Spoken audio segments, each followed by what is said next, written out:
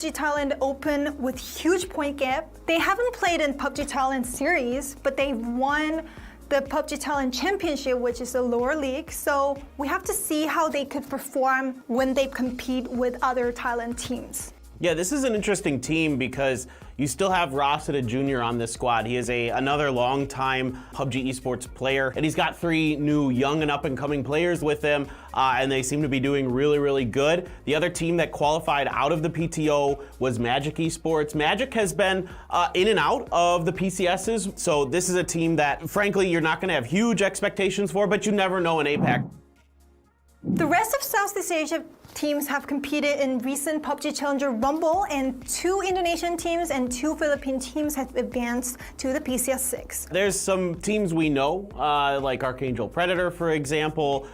They should be favorites, potentially, to even win PCS6. You know, obviously PGC was disappointing for them, but last year they looked really, really good at the end of the year in general. Another team that you got to be watching out for is Team Extraordinaire. A really surprising team that are improving their overall play to fit the super point rule as well. So the other 2 teams coming out of here, Alter Ego, a lot of you guys are going to know their names, long-time, very talented players from Indonesia. And then, of course, NRX, a really interesting team coming out of the Philippines. Their results were mixed. There were no chicken dinners for them coming into this. So this is a team that needs to find the ability to get wins if they want to compete at PCS6. The last 2 teams coming into PCS6 are from Oceania region. The Fury, which is known to be the strongest team in Oceania, had the roster split apart, and some of them moved to the North American scene, but inside the team leader has remained in this region and moved to Team Bliss, which won the OC qualifier. Yeah, so Team Bliss has been around for a while now. They were oftentimes second place to Fury last year.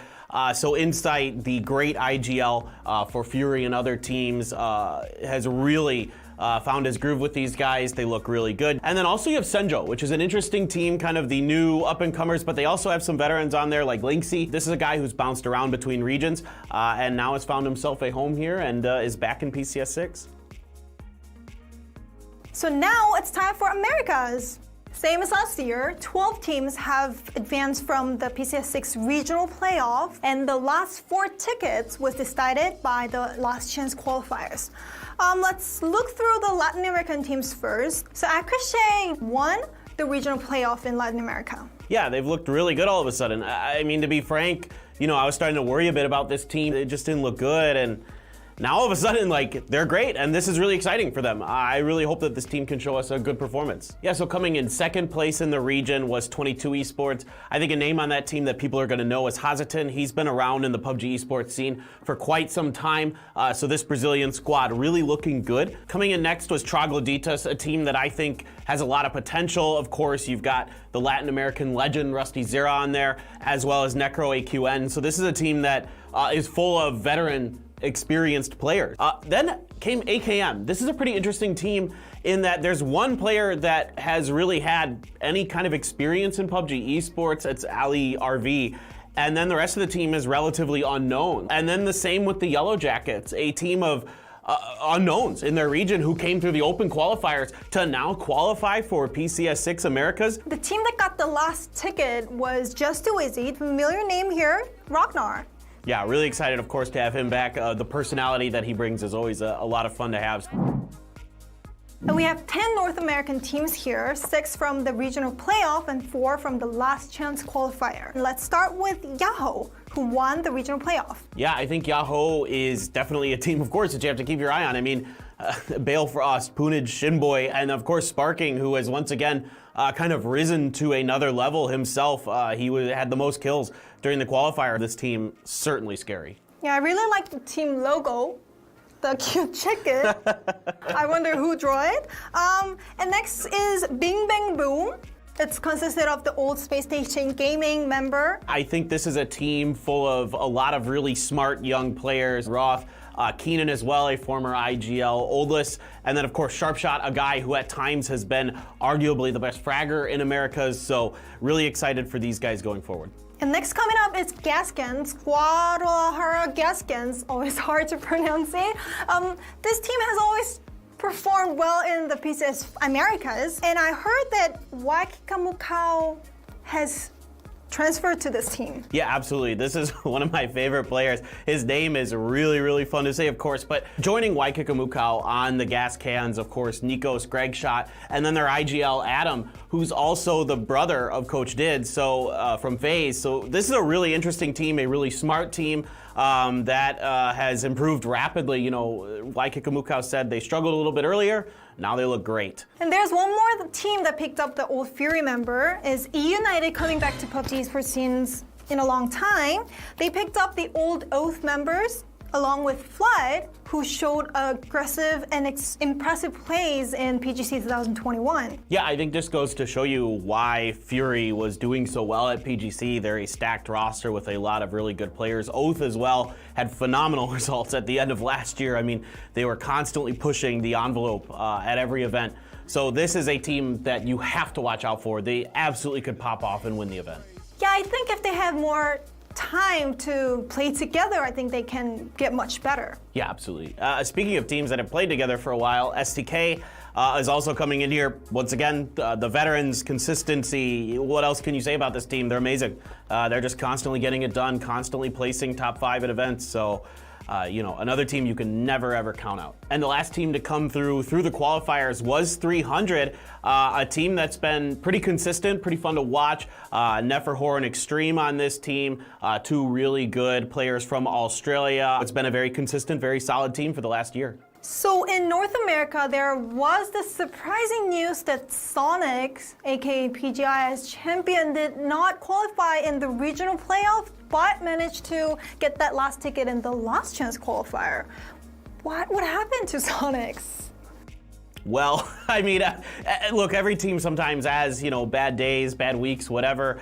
You know, the Sonics, it has been a little bit rough and tumble for them since their PGIS win. Just doesn't seem like they're quite gelling again yet. They're quite on the same page. I mean, the rule format change again. A lot of these things could be coming into play, but certainly the Sonics are a force to be reckoned with. I found out that Dressel is a sub-member of Sonics. What do you think about that? Well, Dressel just can't stay out of PUBG Esports. I mean, how could you not, right? Like. So maybe we can expect him play in PCS6 Americas? Maybe. I mean, I'd always like to see Dressel play. He's a great bolter. I'm a big fan, but the Sonics have a really stacked roster. Moving on, there is also Dodge again. They're a really, really good team. Cherry, you know, he's always been a competitor in the Americas region, a very strong one. Then up Nootropic, a pretty interesting team here with Hello Senpai and some others putting together one Lata as well from the former 300 squad. And last but not least, the Rumblers. I mean, they're a fun team to watch. They're great dudes. You know, Los, Waldo, Valiate, and Corsac this time coming in. I'm really excited for this team as always. They're gonna be fun no matter what. So today we were able to break down the 32 teams from 2 regions first in details because we divided into 2-2. So I hope the fans could also enjoy the full month of PCS6. Yeah, I really like this format a lot. Now you can kind of focus on a couple regions at a time. And then, you know, eventually you'll get to see Asia and Europe. You just got to be a little bit more patient. Yeah, Pick'em Challenge is also back for PCS6. This time, due to the changed format, PCS6 Americas and APAC Pick'em Challenge opened first in April 6th. So don't miss out the Pick'em Challenge. Support your team by purchasing the PCS6 exclusive items. And again, here's our pick.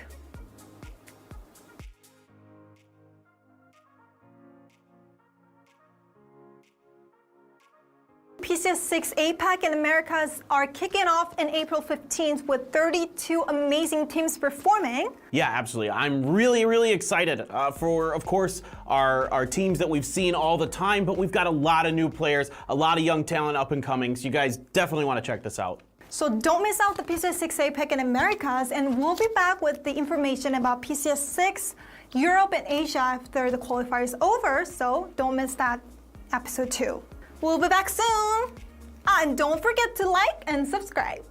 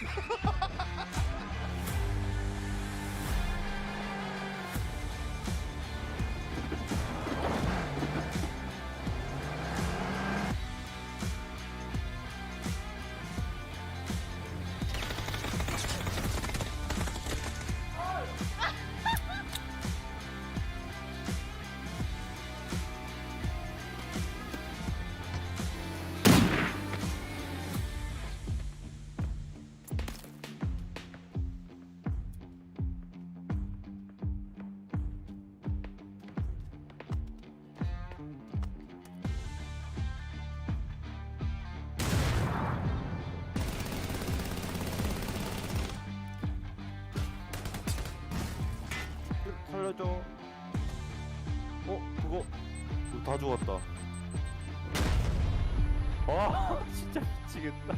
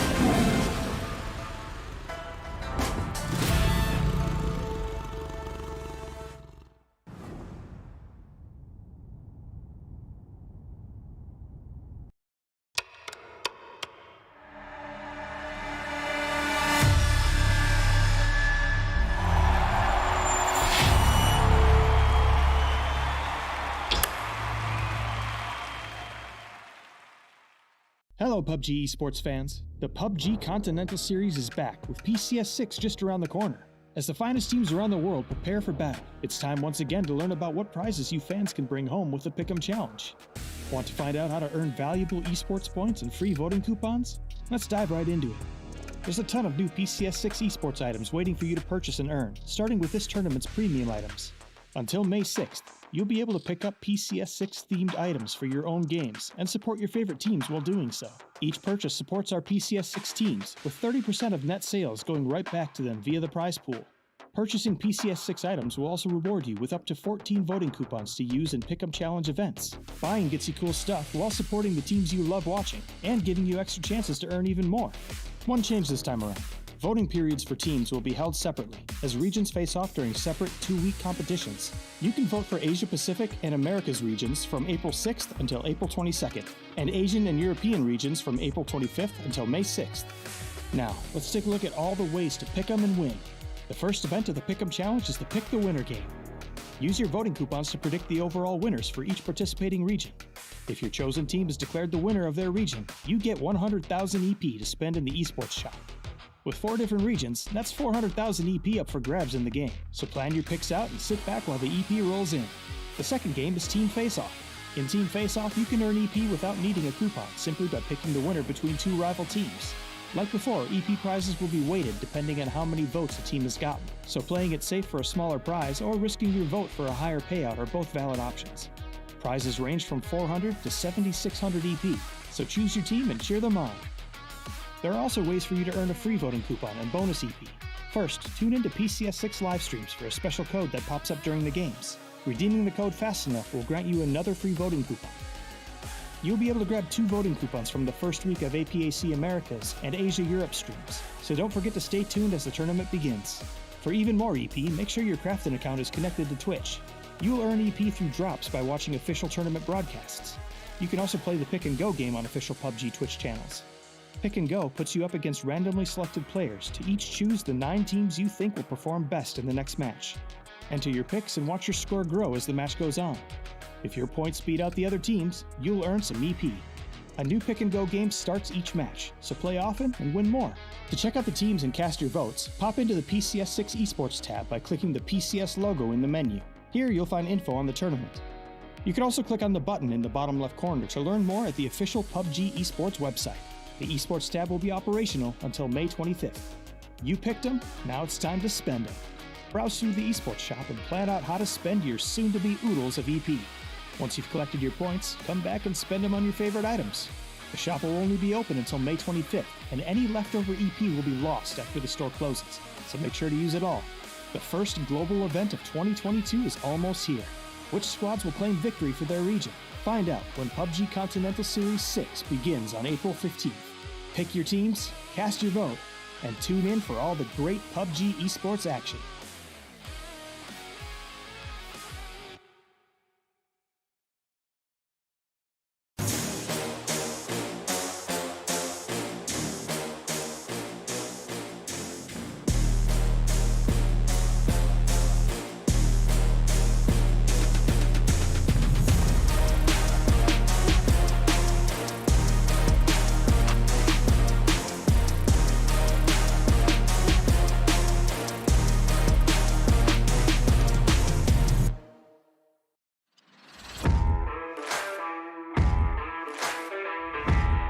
Hello everyone, welcome to the PUBG Hall of Fame.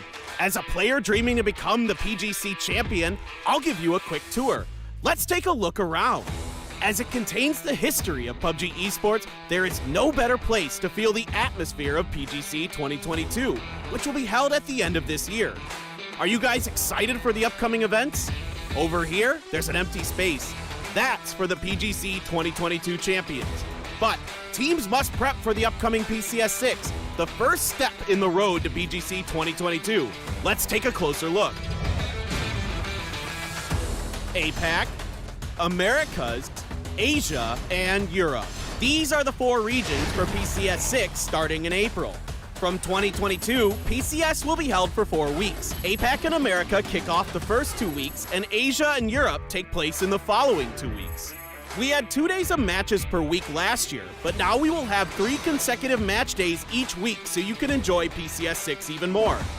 For 2022, PCS will be held under the Super Point rule, just like PGC 2021. In 2021 PCS event, there was a weekly winner with prize money every week, and the champion was determined by the total prize money at the end. From PCS6, the champion will be decided by total points from all 30 matches.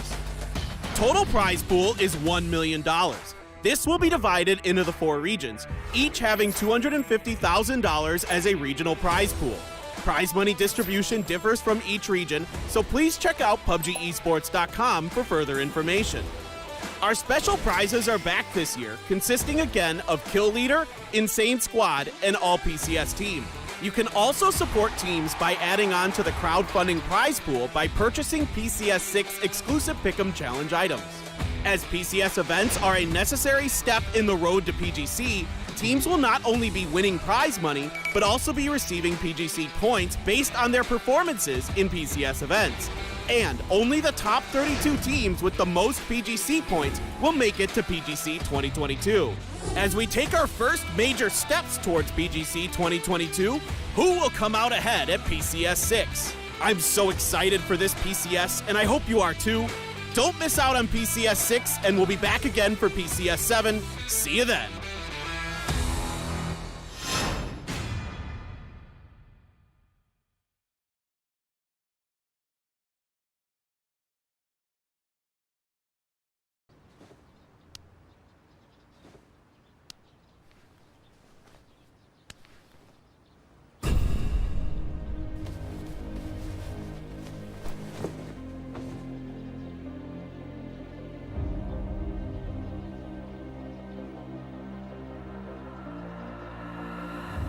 I know what you really want.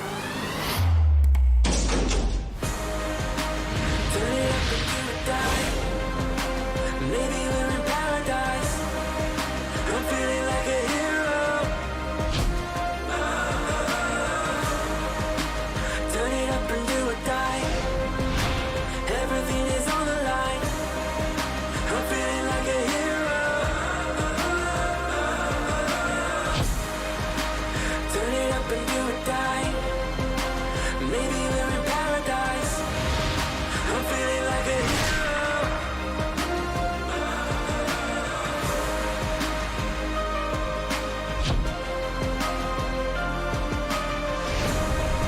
I'm feeling like a hero.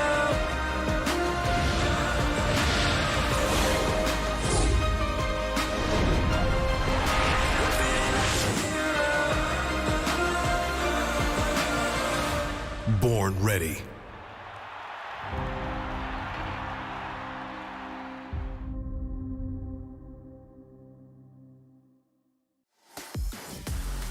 Well, it's day 3 for PCS6 APAC. So many storylines already unfolding now, Jordan, through the 2 days. Most importantly, of course, those at the top of the standings. Day Trade, while they had a good day yesterday, they now have a pretty comfortable 30-point lead over Unicorn Phoenix in second place. And as we were kind of speaking in the green room, it feels like a 2-horse race that might become a 1-horse race if things don't change quickly. Yeah, it's kind of hard to believe the fact that we had Unicorn Phoenix off to such a great start. They didn't drop outside the top 2 in the first 4 rounds of competition here in PCS6, but the story's not really about them anymore. It's all about Day Trade. They are the big talking point. They've won 50% of the games that have been played so far. Here's another stat for you. Of the 10 games, the teams in the top 2 have won 8 of them. So there isn't really much else going around at the moment for pretty much anyone that's not named Day Trade or Unicorn Phoenix. So if you want to talk about the teams at the top, those are the 2 that you really need to focus on. And it's funny that because coming into day number 1, we were like, oh, maybe we're not going to have a couple of teams at the top soaking all the points. That might create a bit more of an open lobby. But no, we have our super soakers in Day Trade and Unicorn Phoenix that are, well, pretty much gobbling up all of the points that are available. And for Day Trade, they're doing it in both categories. Well, Jordan, of course, placement points and kill points. 84 kill points to be exact. Only only Theraton 5 and Unicorn have more points in total in comparison to just the kill points of Day Trade. And as you mentioned, a lot of wins, 3 of which came yesterday as well. If not for round 10, where they did go out in 12th, yes, they got a couple of kills, and Unicorn Phoenix had a decent game. The gap actually would have been bigger coming into today, but Unicorn Phoenix did bring it back in that final game to set us up here for day 3. And it's a big day as well, because by the end of today, we are officially halfway done already. Yeah, I mean, look, I was watching yesterday, and there was actually a point during yesterday's play where Day Trade was literally double the amount of points of everyone except for Unicorn Phoenix. That has been pulled back a little bit with a decent result from Theraton 5 right toward the end of the day yesterday, as you say. But they're pretty much double the points of, almost everyone in the lobby, bar the second and third place team. So yeah, look, if you're not in a position right now where you can say we're in a striking distance of Day Trade or Unicorn Phoenix or Theraton 5, today's kind of the day to get it done. You get halfway through the competition, then week 2, when we head in there next Friday, we're on the downward stretch, right? There's not that much time to catch up, and if you do want to be getting as many of those PGC points as possible, obviously the money is involved as well, but I think at this point, it's not even really a discussion about that right now for most teams. It's just about getting into a position where, okay, now maybe we can even think about taking a challenge against some of those top teams in the lobby. But, at the moment, they're just so far away that you kind of just have to be putting the pieces together as best as possible today and hoping to bring some momentum into week 2, because you don't want to be going in with no chance at all.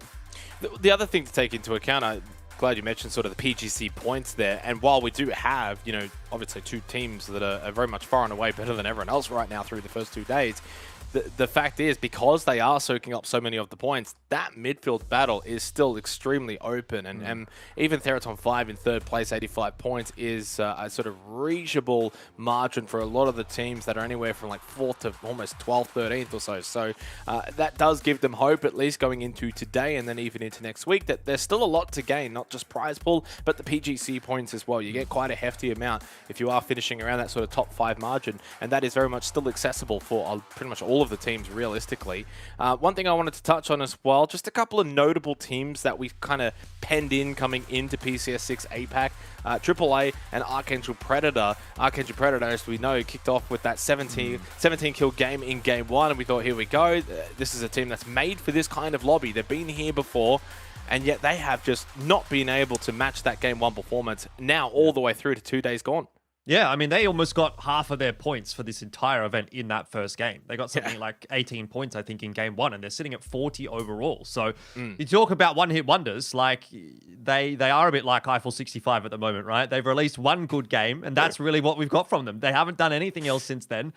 They really need to step things up. Attack all around, the same can be said for them. I know, obviously, Erangel had some issues with the hot drops and such, but, even then, like when we saw them on Miramar not being contested, there wasn't really any outstanding, any stellar performances to say that this is going to be a team that's going to push the issue toward the top end. So maybe we are seeing a bit of a shift here in APAC, where some of the teams that used to perform well are now no longer really being able to cut the mustard. And it's a little bit disappointing to see, right? Because these were teams I felt like we could hope to see more from, and we haven't thus far. But still 5 games to go this week, and maybe a chance at redemption today.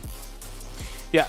Obviously, as we head into our first game of the day, it's day 3. 5 more games to be played here for PCS6 APAC. We head back to Erangel. Of course, finished off there yesterday, and now 3 more games to play before we then head to Miramar for our final 2 games of today. And that, of course, will then put us at the official halfway mark already. So big, important games. And realistically, I know it's a long shot, and I know most of the teams now may feel they are out of reach. But if you are in any way going to contest for a top 2 spot, it's got to be tonight. You've got to have a big one, and in some ways still hope Day Trade do fall off the top a little bit as we head into our first game. And the first thing that my eyes are drawn toward is Pachinki. I can already see right there, attack all around, and the Expendables once again look like they're going to be going and having a little bit of a stoush right there in the middle of the map. No one is going to give up their position, it seems like. Both as stubborn as the other. So I'm sure we'll, get to keep up with how that one does continue to play out. It's really been a bit back and forth, hasn't it? I think we've seen advantages go one way and the other, but Gems certainly getting the advantage in that one as Levi's did not land on top of the AK, and so that's going to be the end of that. That's probably what attack all around need, though. Nice quick early down. Follow that up with an elimination. Not easily achievable, though. 777 with the M16 holding a decent angle here on the roof. But yeah, this was kind of the talking point back on day one, this big battle with the Expendables, which ended up in a 2-1 scoreline, if I remember correctly, in the first 3 rounds of Erenkull.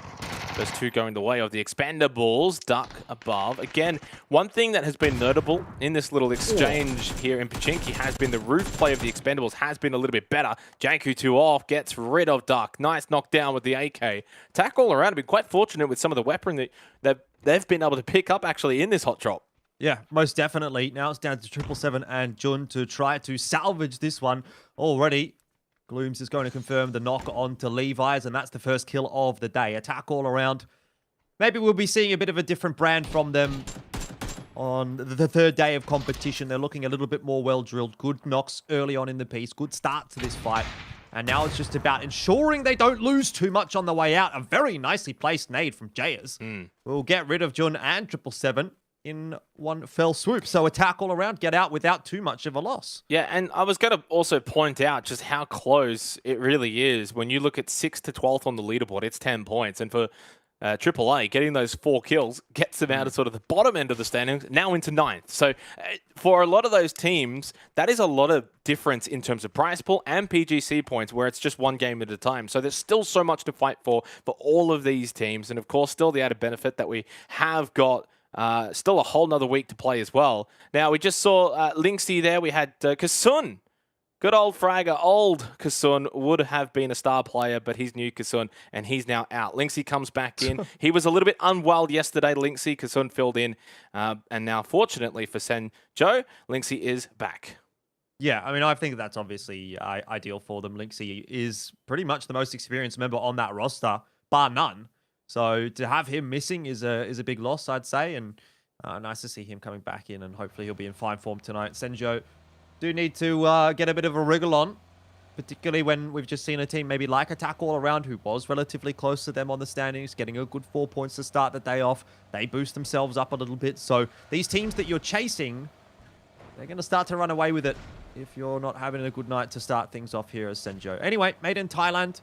Another one of those teams toward the top end of the scoreboard, Xenox. And look, they've been doing pretty well for themselves. I want to give them a bit of credit, right? They've had a few times where they've managed to make it into the top 5. They've had a couple of big kill games as well. They had a win right at the end of yesterday evening.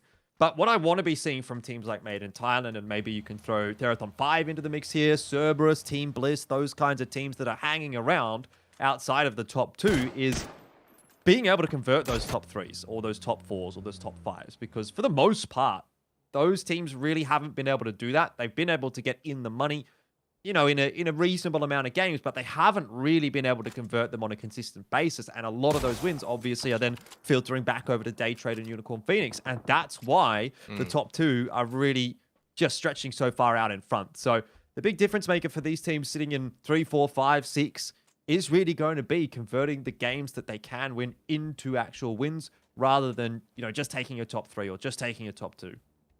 Well, you look at the gap, right? Daytrade's got 30 points in Unicorn, who have 30 points on Teraton 5, who have 30 points on 6th, right? So you can really start to see how big that gap is forming. You're in 6th place, you think, oh, we're not too far behind top spot. Never mind, it's 100 points already through 2 days played. So a long way back for a lot of these teams in the middle of the standings if they are going to fight for a top 2 position. But for Theraton 5, Made in Thailand, definitely still just hanging around. Now, I haven't quite discussed this Phase 1 circle. Nothing really too much to discuss. Just around Shelter, a bit of Prison, of course.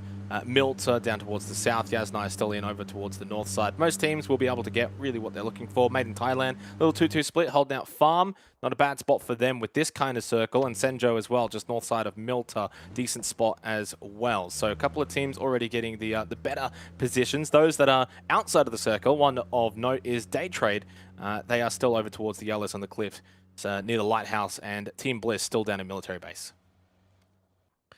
Yeah, really not a whole lot of action to start off this game, apart from that exchange between the Expendables and Attack All Around. Unicorn Phoenix are nicely set up. Bit of movements here from Magic Esports as they start to take a look at Bunnings. Niall is there for Team Extraordinaire. And it might not be so easy for him to get out of this. I don't think he's actually got a vehicle. So we'll just have to keep his head down. Hope that maybe someone can swing by and pick him up. No, he's gonna chance it. He's gonna run. Looks to be a reasonable timing on that as well. Petret hasn't spotted him out, so he should be okay. Magic Esports, I guess they're probably still concerned that there could be someone inside the main building.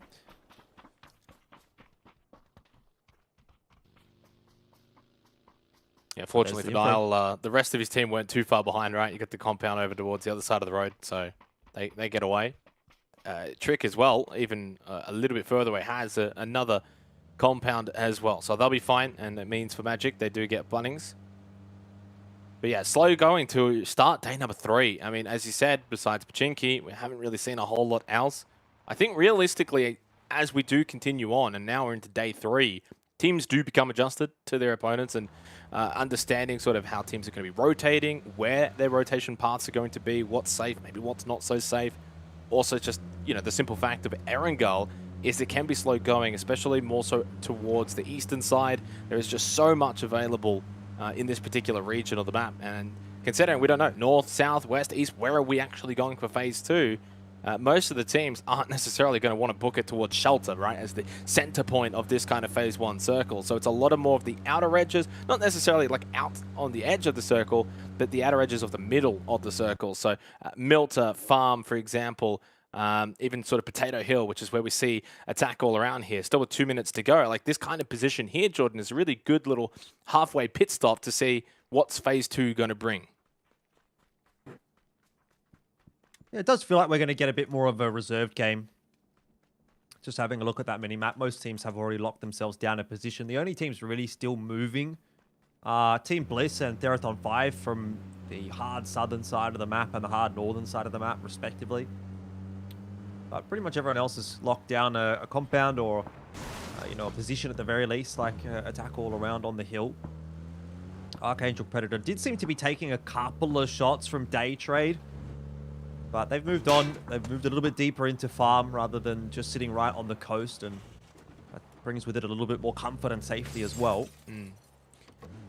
There is a lot more teams probably looking to congregate towards the south side. Farm, Beach, Milter, north side of Milter as well. So I would say if we do... I mean, it's kind of 50 split as well. There are a lot of teams up towards the north. Bounham United with a bit of a split just south of the Yasnaya Fields. And Unicorn Phoenix just south of them as well. Obviously, Magic Esports over towards Bunnings. Prison's still available. Notable sort of POI that hasn't really been touched. Same with kind of Lumber Mill, although Alter Ego lingering around that area. Now, a little bit of Aussie v Aussie battles here. Lynxy, Mirage, nades go over. A bit of help as well. Team Bliss have the numbers here. And Lynxy goes down immediately to Monty. It's the Aussies that kickstart us off here for our first match of the day. Besides the Pachinki battle, not much Tede can do for Alter Ego, looking to just see if he can snipe one, but a little bit of damage onto Mirage, and then he sits down. Insight, nice shot back, and just forces him away from the window. Yeah, Lynxy's not going to get picked back up, that's for sure. It's going to be confirmed in the end by Monty, so that sort of secures the rotation in for Team Bliss.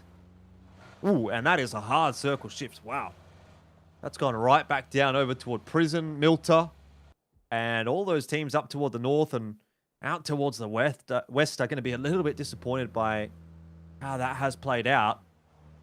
But that's the perfect kind of a circle shift for Team Bliss. Insight has moved his way in the direction of Teddy. Heard the motorbike on the way out. Looks for some shots. Hits a few. Ooh. Wow. What a nice spray from Insight.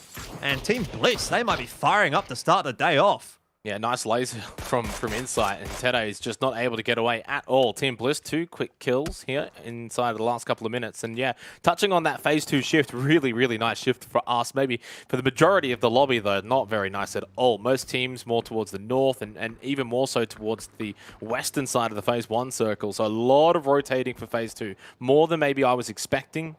Based on this circle now, we are going to be seeing more teams rotate over. Prison was available. Lumber Mill was available as well. So a lot of POIs out towards the far east. very much available. A little bit of Milter power, mini Milter as well, and Milter itself. So a lot of real estate, but a lot of teams are going to have to get rotating. Hence why we are seeing that kill feed line up a little bit. It's How got rid of Nam Zhao. Niall just jumps out the window, plays over the fence, and the rest of NRX now could be walking towards him. Well, that's an easy one onto Suzunami.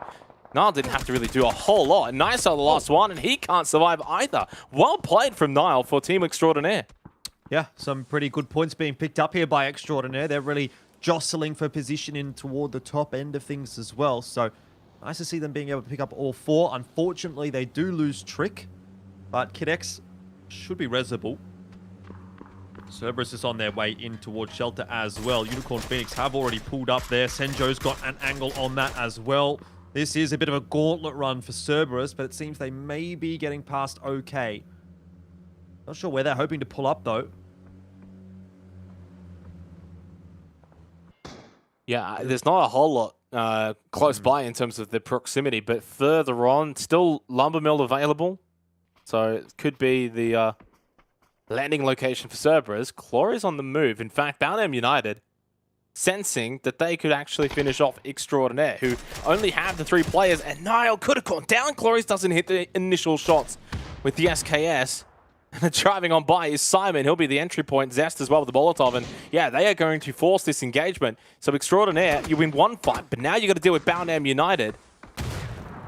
Oh, that's a very nice grenade. Just snuck through the window from Simon. Kid-X is going to drop.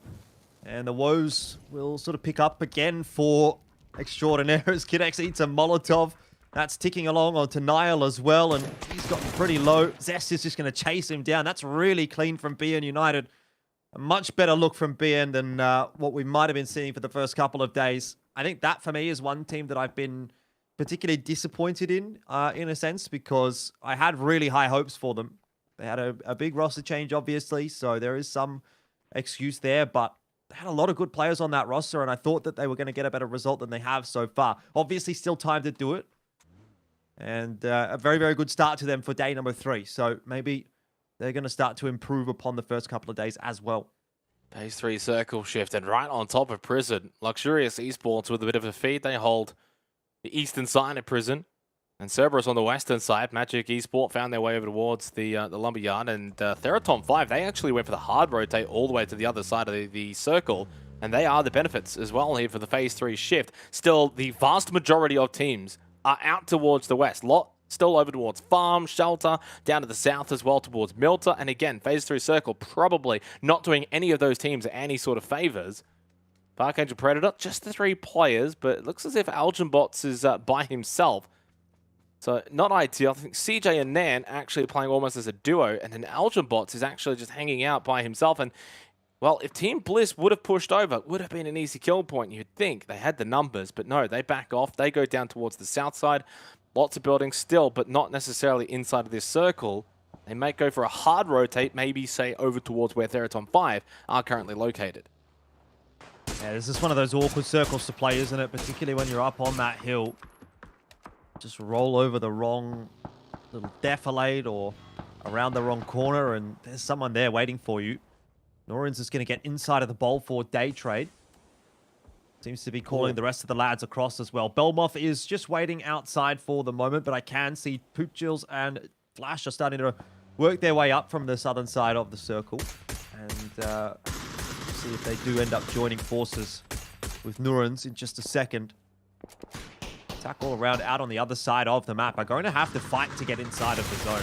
A couple of teams right in front of them. One of them is Made in Thailand, who is just trying to scurry off, but Senjo, Unicorn Phoenix also playing Gatekeeper right now for Attack All Around. Yeah, and Attack All Around is just one of the many teams that were caught out west. We've seen most of them now rotate. We just saw Made in Thailand, of course, send it past Senjo. As Norins does go down. He tried to rotate out of the bowl. And now pushing in over towards Patho, who was the hard anchor for Theraton 5, and he gets away relatively unscathed. Lost a little bit of health, but Patho gets away. That's a big, big win for Theraton 5. You get rid of Norins, and you get your hard anchor back over the rest of the group. Oh, Tanku Tarov, he's going to be able to just send it above. Get shot out, though, by Chu. Shim B's there as well. Unicorn Phoenix are happy to fight this. Attack All Around have not realized what they've just driven into. Well, I don't know whether they knew they were there or not, but either way, that is not the way that the breach was intended to operate for attack all around. A very swift exit for them after they had such a nice start. It is just Jayers now. I have to say, that did not work out at all. There was a team kill in there as well. For Team Bliss, things are moving in a positive direction as they're headed into the compound that Archangel Predator had locked themselves in. It was a bit of a 2-1 split, actually, from Archangel Predator, interestingly enough. CJ and Nan down the hill. That could still cause problems for Team Bliss. Mirage is quite isolated. He's looking for a bit of info, but that's not going to be what he wants to find as he pops his head up over the hill. Nan just sits him down, and Mirage, at least, is going to be a revenge for Archangel Predator as he does drop. Yeah, it's unfortunate for Mirage. Not a whole lot he could really do there. It's just one of those moments where you're searching, and then you find, but you find too much. And both Nan and CJ are on the hunt here. Insight goes prone, tries to just make himself as least visible as possible. At the very least here for Team Bliss, they do have information from this. So Mirage does go down, but at the very least gained them intel as to the remaining 2 players for Archangel Predator. Nice little high ground advantage here for MBK, but he can't land the shots. Probably better off to just fall back there. Good position. Insight has just actually spotted them. The prone play has worked out really well. Gets a bit of help from Monty. Really good control and play from Team Bliss. They're up to 6 kills. Yes, they lost Mirage, but he didn't go out for nothing. He did help them get the info for those 2 players. And so Team Bliss, great start here for the day. Very much so. Cerberus, another one of those teams that you want to be seeing have a good day today just to shake up the standings a little bit. United are trying to lock themselves down just around the cliffs near prison. But we'll jump back over to Jayers for a moment for his last dying moments. As Dat Blue racks up another kill for Unicorn Phoenix. And that's 5 already to start the day off for Unicorn Phoenix. So they're very much still within sight of Day Trade Gaming if they have a good day today. And they'll certainly be hunting for that first place after the first half of the competition has passed by the wayside. Good way to go about it. Ooh, nice nade. Just as Glorious was sort of trying to heal up. A lot of utility actually expended in this little battle between Luxurious Esports and Boundham United up north over towards prison, just on the edge of the circle. And Belmont thinking, can they get a third party? Day Trade, you know, they're top of the kill leader tally at the moment. Glorious pushes up close with the Groza and got both of them. Well played. Sapao will get rid of MBK. And Boundham United can get the revive onto Simon. Can they push forward, though? Thanawa with a decent angle, able to get the knock onto Sapao. And I guess there's still more reviving that they will need to do. And for the sake of Boundham, hopefully they've got a couple more smokes to give them some time. And it's not just made in Thailand that they're going to have to worry about. You have Day Trade lurking out onto this northeastern side of the zone. Belmoth is already starting to work his way forward. Flash is keeping an eye on things as well. And I don't know if this is going to be an angle that Day Trade is expecting much from. Day Trade have really been keeping their heads down, and BN United, they've got bigger things to worry about right now than what's happening out on the side of the zone where there's no noise being made. Inevitably, Blue will start to push Belmoth in, but if BN United are not careful, they're going to be losing a player or 2 very quickly indeed. This is, though, Team Bliss and Teraton 5 going head-to-head on the southern side of the zone. And already Rosita Jr. is down on the floor. Nade, not quite enough to deal with Patampong. X-Grozet can actually now go for the revive, and Team Bliss probably running out of utilities at this point. They, of course, lost Monty in the process, so down to just the 2 players. Zest with the knock onto Flash, and that really is going to help out Boundham United and hinder Day Trade. And, well, the other thing I wanted to quickly mention, while we can get maybe a slight little reprieve, is 8th to 12th, all knocked out, which is not ideal for those teams in particular in keeping up with the sort of top echelon of this lobby, Jordan. So it's another game that they will go out kind of early, and the top portion of the lobby will have a bit of a longer one. Yeah, starts to increase the gap a bit, doesn't it? Who chills? Should have a freebie here onto Patampong. That's a little unfortunate for Theraton 5.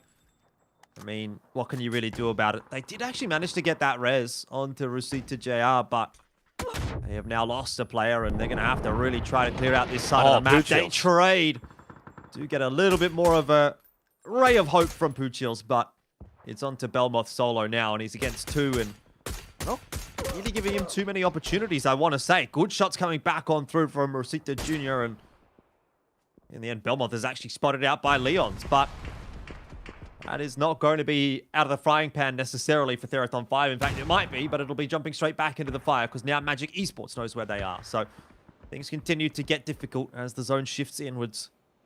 Yeah, and while we had that slow start, now we are only down to 9 teams remaining. Still phase 5 minute left in this particular phase. As everyone is starting to just get huddled together, there is just less and less room to breathe. No real buildings to play out of either. Over towards the lumberyard, so realistically, this is a bad position for Cerberus, and getting out of here is going to be extraordinarily difficult. Made in Thailand with a good angle, good position. Nice shot, though, from Sololzi. Forces Rogue Namzi to sit back and use that first aid kit. Gives Cerberus a little bit of time to move, and they're doing this well. A lot of the smoke usage has been great. Allows them to just continue to slowly push up, and they are playing the blue well, too, and they get a reprieve. Sapao from behind, get through to Thanawa. Made in Thailand go from being the aggressors and the gatekeepers to those now on the other end of it, as Himas gets rid of Rogue as well. Made in Thailand, down to just 2 players. Oh, Jacob, he's going to be knocked down straight away inside of the blue, and it's all on Esquiluzia right now for Made in Thailand. He's got multiple angles to watch. Zest is behind him. Obviously, Cerberus in front of him, and BN United are starting to sweep through the northern side of the zone. You can see they're putting UNP up to the sword, and they're obviously doing the same to Cerberus, keeping an eye on the backside as well to be aware of Terrathon 5, and this is a little bit more like what I had expected and hoped to see from BN United. So from days 1 and 2 to day 3, what a transformation it has been for BN United. Glories does get knocked down, and he's a little bit isolated, so he'll be confirmed. Zest is going to try and do the same, but ultimately it is Sapao to get the job done against Esquiluzia. I think you've done the opposite of a cast a curse here, Jordan. You've put the blessing onto Bound M United. Coming into this game, 9th place. If they can find a way to win this game, it'll be top 4. So that's a big jump for them. Long way to go, and of course down to 3 players. An opportunity presents itself, though, as well for Magic Esports down the bottom in the standings, 33 points, which may seem, perilous being in 15th position, but if they can find victory here, they are going to jump up dramatically from 15th to probably 10th or 11th, something along those lines, depending on how many kills they can get towards the end. If they find victory, Cerberus as well, they may be looking at this kind of game to keep in touch with the top 4, top 3, and for Theraton 5, really, if they can find victory, keeping in touch with the top 2. Now Simon has a couple of them in his sights with the M249, turns away, throws the nade without even looking. That was his final one. Not too far off Excrozit. He was able to just prone away. 5 teams left. Yeah, of those 5 teams, only a couple have all 4 members up. One of them, as you mentioned, obviously, is Magic Esports, who are pretty desperate for points at the moment. Team Bliss with 2. Just hiding inside of the lumberyard. Cheeksing doing much the same thing. Big spray from Ranger X does get the better of Zest, and this might be the undoing now of Boundam United. Simon T with the M249 from long range does catch Rosita Jr. And Theraton 5 are back down to 2, so it's an exchange 1-for-1 at the moment. Reses do need to be confirmed. Doesn't look like that's going to happen for BN United.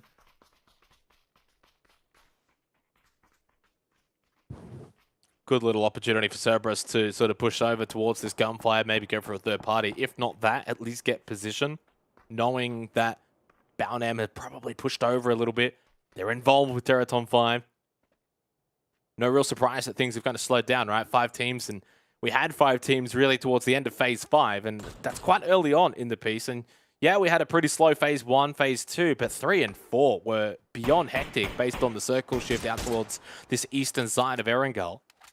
8 seconds until phase 7, though, and we'll see who gets a bit of a favor. Boundam, I think, at this point, desperately need a northern shift so they don't have to move too far or at all, and it does not go their way. This really looks great for Cerberus, though. Whoa. What a clean spray from Simon. He's really putting that M249 to work, but unfortunately, he's got way too many angles to worry about, and Theraton 5 will have the last laugh as they eliminate Boundam United in 5th place. So it's not going to be jumping up into 4th overall for BN United, but very much still a good start to the day. 14 kills on the board for that game. And now the question is it Teraton 5, Cerberus, Team Bliss, or Magic to walk away with the win in Game 1 of the final day of the first week? Yeah, it's been a decent game as well from Team Bliss. We saw them rotate from military base, coming up late over towards Milta. Then they pushed over towards the south of the Lumberyard. So they go down Bryn, unfortunately going down to Solalti. But overall, a pretty decent game. 7 kills, top 4, especially after losing a player rather early in Mirage. They'll be happy with this kind of game, keeping them in touch with the top 5. Magic Esports, while they're being quiet, Jordan, an opportunity does present itself for a win. Now, Rossiter Jr., Nate, that's also his final one. Most of these players and teams running very low on utility. Oh. And a nice knock from Leons onto Ranger X. Teraton 5 have to be careful. In fact, it's only one left. Rossiter Jr. is the final one. Well, he's not going to last too much longer. Magic Esports are really sweeping through this side of the map, and they've cleared it out, which is fantastic news. Because now they can more or less just focus in on Cerberus. You do obviously still have Insight kind of lurking around, a snake in the grass right now in between the two teams, but he is for sure going to keep his head down as long as he possibly can. He'll try and eke out a second place if possible, maybe find a kill point here or there. Every single point is going to matter at the moment for Insight.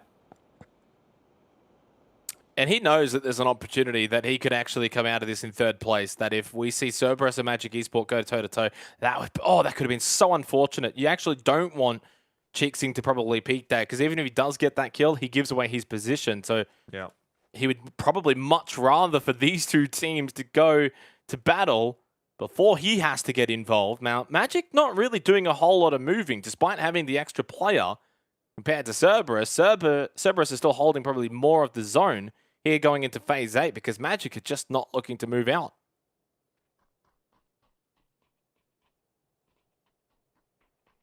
Very relaxed on both sides at the moment. Himas, far out on the northern edge of the zone, is waiting to see if there's going to be a mistake made by Magic and have someone come blundering past him.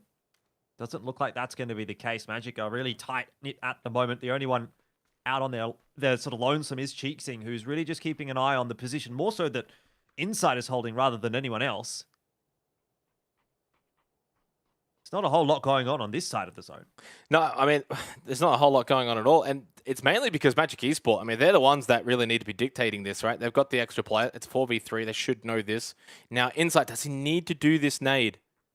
I'm not entirely sure, although I'll trust him because he's a veteran. Doesn't really get much from it. It may actually just sort of kick Magic Esports into gear, though, to do something. They aren't necessarily going to be sure where that nade's come from or who it's come from. But it now may see them peek over towards Insight. And I don't know if that's really what he wants. Cerberus, yeah, and now he's getting naded out. He was still inside of the circle, so probably didn't really need to go for that as Hisaki gets a knock onto Leons. Now, this could be an opportunity for Cerberus to probably push forward as well. Right now, you got two teams that don't really want to do a whole lot. Well, 3 teams that don't really want to do a whole lot. Well, Insight, he is doing a whole lot, throwing that nade out. He's more than happy to fight. Man, he is so close to being spotted by so many members, and finally has been by Duckmai. Might still be able to tuck back underneath that wall, but the grenade, this one should be the end of Insight if it's tossed correctly. It's gone a little short.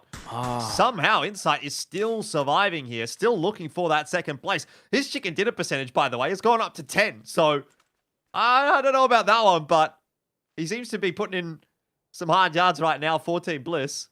He certainly is. It's a tough position for both Cerberus and Magic to clear out, because both teams will be feeling if they push over towards Insight, they're then giving up position or putting themselves in an unfavorable position to the other team. Now, does Insight find a way out of this spot, though, for the late game, for Phase 9? If there is a chance for Sakin, he's going to need to get out of this spot if there's a chance to win it, which has gone up to 23% for the solo player in Insight, who is struggling to even get out of here. He does have a way out if he had to just run out towards Magic Esports, but he obviously wants to climb out, and this is the better play for Insight. This is saying, if we play this game out 4 times, from this current position, Insight wins 1 out of 4 times. Yeah, That's I mean, unreasonable to me. I don't think so. I don't think so. He's been spotted by Magic Esports right now, but he gets a helping hand from Hisaki. Well, it might not necessarily be a win, but it could still be a second place. It could still 25%. be another kill point.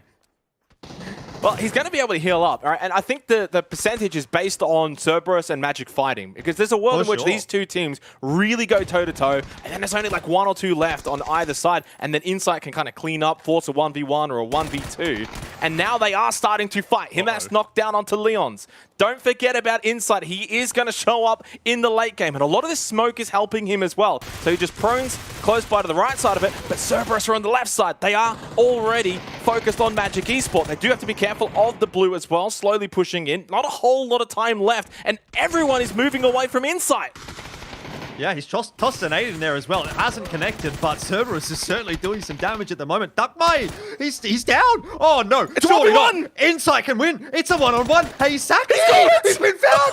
Unbelievable. Unbelievable. Team Bliss walk away with the win. What have I just watched? 25%. Forget about it. 100%. No way. Insight. What a finish for Team Bliss. That's why you don't count anyone out, especially someone of his caliber. Team Bliss come up big. I was saying, oh, they were having a great game. It's all going to come to an end here. No. Insight had other plans. He played that to perfection. What a result. You do have to probably sit back and question Cerberus and Magic Esports to some degree, Jordan, as to maybe why they weren't as aggressive. To be fair, kind of open area, kind of difficult to push out towards the middle there. But ultimately, what a standstill finish, and Insight's played it perfectly. Dude, imagine being Duckmai. Duckmai spotted Insight. He got some shots off on him. He threw a grenade. It didn't go deep enough. It looked like Insight was dead to rights. And in the end, Insight goes and ends up winning against his team and takes first place in that game. Well, you doubted the 24%, Jordan, so that one's on you a little bit. But it's all for the storyline, mate. Yeah, Don't let the truth get in the way of good story. Well, this is the thing, as I sort of mentioned in the middle of that game as well. Very difficult position to push on to Insight there for either team. You could kind of see, once he threw that nade, Magic were like, oh, there's someone over there. Like, do we want to go clear that out? And they didn't really have a good angle on it. So if they wanted to get that good angle, puts them in a position where suddenly Cerberus might be able to get a down on them or get a knock on them. So I think that's probably a factor. And then the same thing as well for Duckmai, right? Like the exact same thing. He's like, well, there's someone down there. We know he's down there. Can't get the angle though. And if I push over and try and get on top, shoot down, then Magic get the free knock onto Duckmai. Suddenly Cerberus have only got 2 players. So I think both teams actually played the Insight situation kind of fine. I don't know about versus each other, but ultimately Insight, of course, being able to climb out, because he had a way to probably run out towards Magic Esports' side, but if he does that, he probably just runs straight into them. So really, really well played. Good determination, perseverance, didn't give up. That's the main factor. You never want to give up, Jordan. Some players die to the blue there and just don't give anything. Yeah, deny the point. And look, if you deny the point, obviously you're denying yourself some potential points as well. Fantastic stuff. That's the first win on the board for Team Bliss, and that was kind of what I was alluding to a little bit earlier today when I was saying, you know, for Theraton 5, for Cerberus, for Made in Thailand, for Bliss, you want to be seeing those potential wins actually get converted in the end. And I have to say, I mean, Cerberus, they really didn't do that. They did not convert their potential win. But somehow, obviously, Insight's been able to find a way to win that one, and that's obviously a good positive sign for Team Bliss. I'd like to see it happen with, you know, more players alive. Like, you're not going to be able to rely on Insight to clutch that out every single time. So we're going to be still seeing a little bit more. You're right, 25% of the time he would have won that. But we do need to be seeing a little bit more, I think, from Team Bliss as a whole. But obviously, this is a good step. And, you know, if they can continue to find themselves in seconds and thirds and now maybe even look to push those through to first places, then they're in a good spot to potentially push further and further up the leaderboard. I mean, who else would be the player of the match but Insight? I don't think there was much of a discussion about that one, to be fair. He only got 3 kills, but he got one incredibly important kill right at the end there, and that was... Yeah. I mean, that was one of the all-time great clutches, I think, of APAC. I think as much as, obviously, we want to sing the praises of Insight, as I sort of said during the game as well, I think the way that Team Bliss sort of rotated, got into that position and played that position from the middle portion of the game towards the late game as well is to be commended. Sometimes it gets lost in it. You think, how has he really got there? You know, they rotated from military base, pushing up to Milta, and then being able to push up from there. They were in some ways fortunate that a lot of the focus for this particular lobby was more towards the west and north side of the circle. So they were kind of able to sort of snake their way in towards the south side. But even at that point, there were still a couple of teams rotating past them. Theraton 5 was one of them, and I think Daytrade was the other. So clearly good understanding of how they needed to play that, played it well, had a couple of fights. I think one was with Archangel Predator, won that. Didn't come out clean, but you don't always have to. So really, really well played. Speaking about another team that played well, but didn't finish well, was Boundham United, Jordan. You put the opposite of the caster curse. You gave them the caster blessing because you were speaking about maybe feeling like they haven't been doing enough. Well, they did a lot there in terms of kills. But something that has been a trend for them, as you can see now on the total leaderboard, is placement points. Only 11 placement points, but 52 kill points would be good for 4th. Yeah, look, and I think it is a good positive sign for Boundham United in the sense that they obviously got fragging today, they got going, they got rolling, but as you say, 11 placement points is letting that scoreboard down a little bit, which is quite funny because if you think back to the Boundham of seasons 4 and 5, their main asset, I always felt like, was actually their circle play, their positioning and being able to get high placements, and they didn't always necessarily have high kill games. But obviously this is a completely different looking Boundham, and so maybe with it a different style of play, and either way, you got to get those points on the board, but hopefully they can sort of back it up and, you know, attack all around again. We've talked about them so much over the course of these 3 days, and they did start off well today, didn't they? A very clean start against the Expendables, who incidentally is on our screens now as well. These two teams will continue to fight for Pachinki for the entirety of PCS6, I feel. If one team hasn't left by now, no one is going to leave, and it's just going to be who on their day can walk away with the cleaner wipe in Pachinki, and can they do it quickly enough to be able to play the rest of the game out to maximum efficiency. The only thing I would maybe say is, of course, after today, there is that little week break in between week 1, week 2. So maybe as a team, you look back over the VODs and you think, are we really winning this? Are we really getting as much out of these games as we can? Or should we go somewhere else? Where can we go? They can kind of look over that as we are looking to head into our second game of the night here for day 3 of PCS6 APAC. So fully expecting, that Pachinki battle to continue at least for tonight. And look, I agree. I think it'll happen for the rest of this entire series. But if there is going to be a time where one team really does change it, it'll probably be day 1 next week. So let's head in for game number 2. As now is actually match 12 overall. So now we're getting towards that middle sector of this particular series, Jordan. And that's a big result for Team Bliss, a big result for Boundham United. Going in towards the final day of the week, you really do want to be keeping in touch with that top 5. 100%. A very southern plane path, though. So a lot of stretching to be done for anyone that's not really landing on Sosnovka Island. BN United, Team Bliss are going to be heading down there. I think maybe even one other team did drop there as well.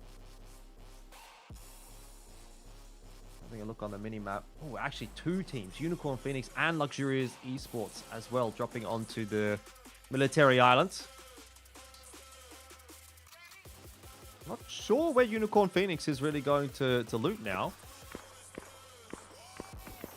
Well, the other thing with this as well, I thought maybe for a split second, with that very, very southern plane path, maybe one of these 2 teams would look for an alternative strategy. But no, back to Pachinki for both of them. And also back over towards the prison side of the map here for our phase 1 circle. So a lot of similarities, I guess, to game number 1 already. And it is, this time though, Jun getting the opening pick onto Glooms. No similarity there from game 1 because it was the other way around in game 1 where the Expendables lost the player early to an AK elimination by AAA. Now Glooms goes down, AAA down to 3 players, and it really has been a 50-50 kind of Pachinki between these 2 teams. Maybe even the Expendables just edging out on top. So neither of these 2 teams really happy with the way that this tournament has gone because it's just not really been clean in Pachinki.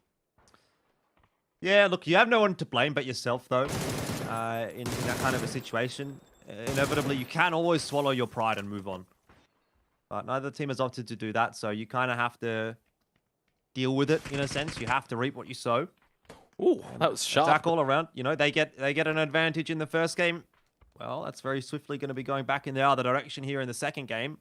And the Expendables bounce right back. Yeah, but that's the problem, right? Now, if you frame it like that, it's, I mean, I know we don't play 30 games of Erangel. What is it, like 15 or so? So that's like 7 games that you're getting nothing from out of the 30 games played. So that's a large portion, you know, speaking about averages, right? The kind of the way you framed it there. So not ideal, and you're never going to be able to get anywhere near the top 3, 4, 5 positions if you're losing out that many games on a very consistent basis. So yeah, it's just that beautiful word from previous PCS events gone by, mutual destruction, that has come over to PCS6, and it's these two teams that have been doing it to each other all weekend long.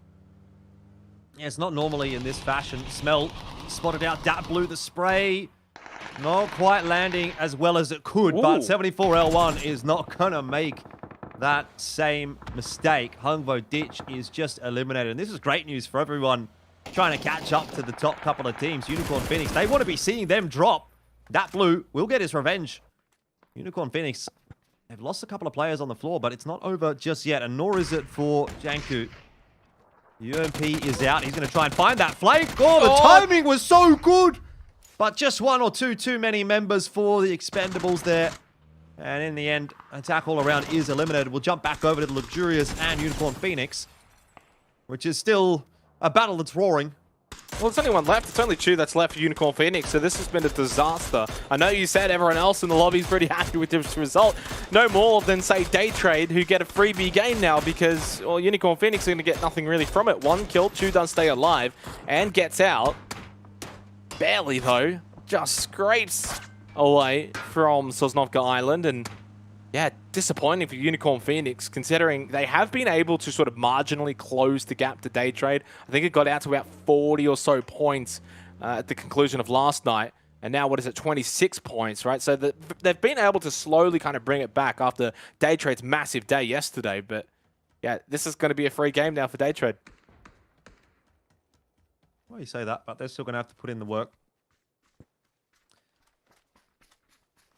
Made in Thailand have set up shop at Shelter. Senjo have also moved a little bit further north than where they did get stuck last time. Lynxie is with the rest of the group, as opposed to being split down toward Milta. That's a good shot. Reb's got no shoes on, though. Don't know if it's wise to be running around with no shoes on. Could land on all sorts of hazards, you know? Rocks. You could land on a rock. It'd be like stepping on Lego. So you might want to think about picking up some shoes next time.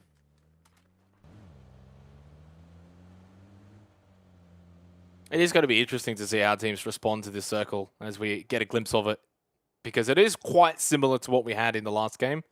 Not exactly a complete repeat.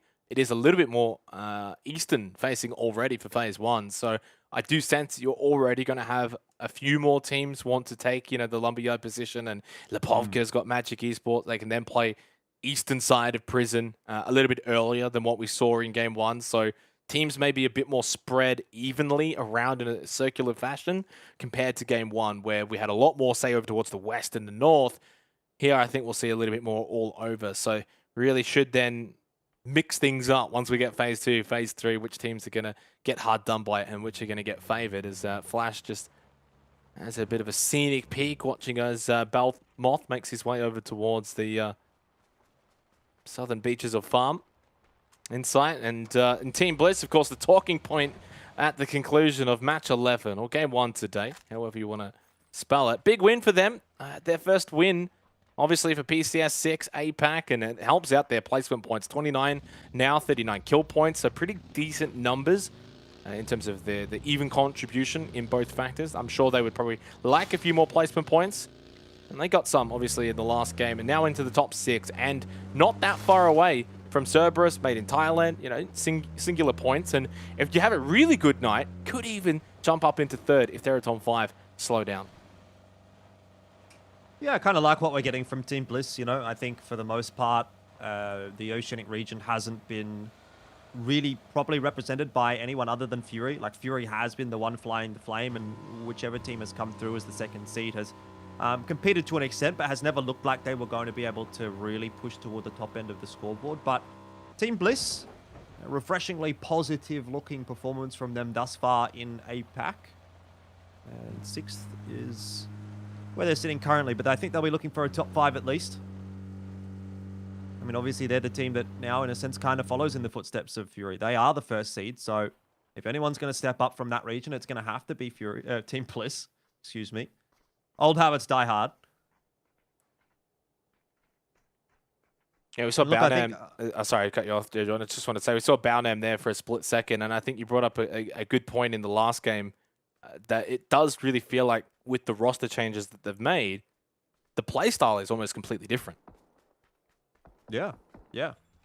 I think the other thing to sort of note is that like Day Trade has almost sort of taken up that mantle for the Thai region is kind of the way that I look at it, right? Buriram was always the team out in front from that particular region, and they were the massive point soaker. If anyone was winning 50% of the games in any given season, you know, chances are it was Buriram United.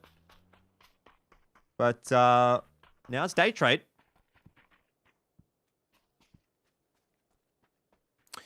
I will say we probably don't see teams generally get out to such a lead that Day Trade have been able to establish and really drop off too much of a cliff. We've seen it, I think, a long time ago, once maybe in the APAC region, and even then, and I can't recall off the top of my head what the teams were. But the point I'm trying to make here is that for Day Trade, they would have to go into elite territory of almost choking to really drop from here. I'm not saying down to second. I'm more so saying probably outside of the top 3, top 2. So even if, for whatever reason, you know, Unicorn Phoenix do catch up to Day Trade, that's fine. You know, it's such a small gap between them, but between Day Trade and everyone else, yeah, it's quite unprecedented. They should be able to secure top 2 at minimum from here going into next week. Only 3 play days, 15 matches.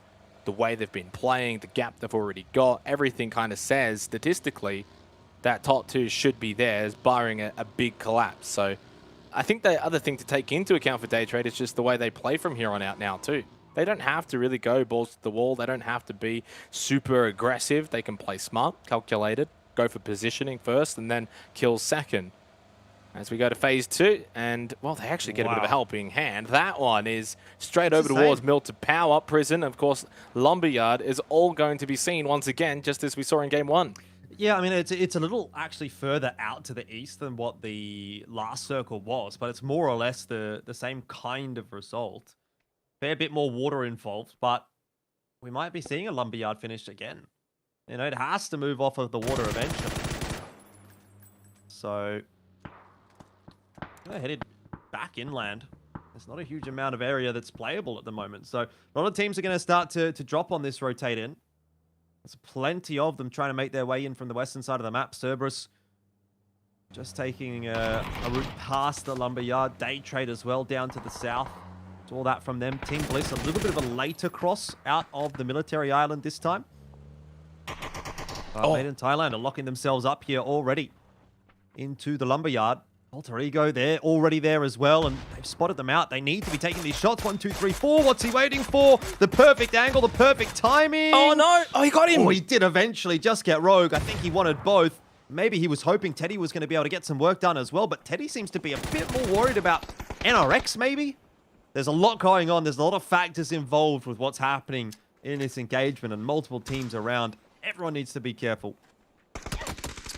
And I was going to say that they don't really have a whole lot of nades either, Alter Ego, when we were seeing the Observer cycle through the team lineup. Anang TP had 3, but is downed, but should be able to get revived. Simon, very close to Cheeksing, but he's able to deal with his opponent rather comfortably.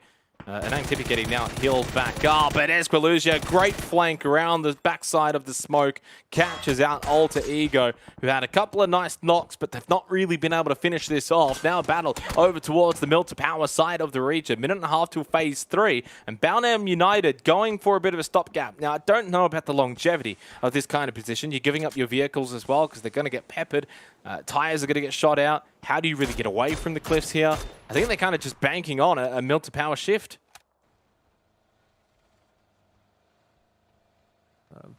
Bit of a gamble.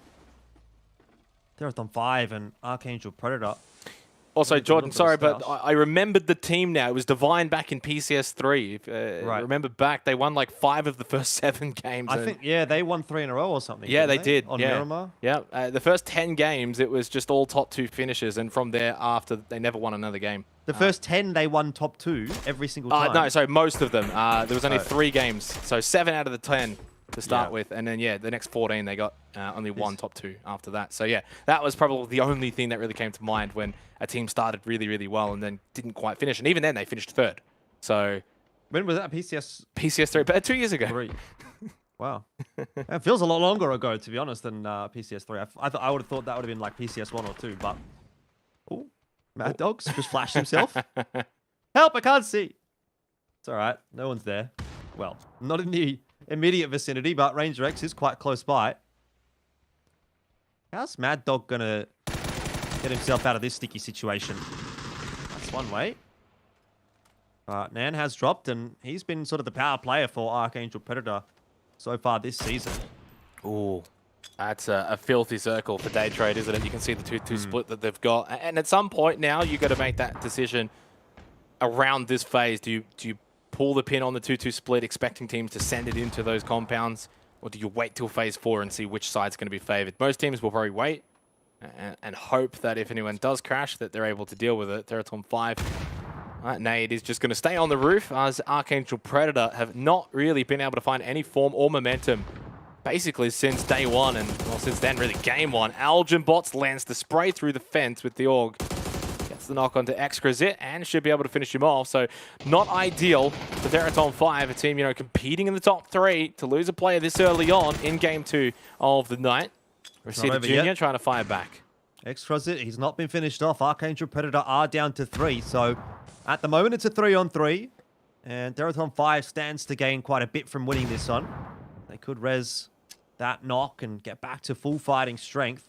Smoke's going to go over from Reseda JR, and hopefully that's going to be able to keep Excrazit alive. But they need to pick the pace up here if they do want to get that res. He's bleeding out fast. And Teraton 5, it doesn't really look like they're getting the control they need here to be able to find the res, to find the moment of safety to get that pickup.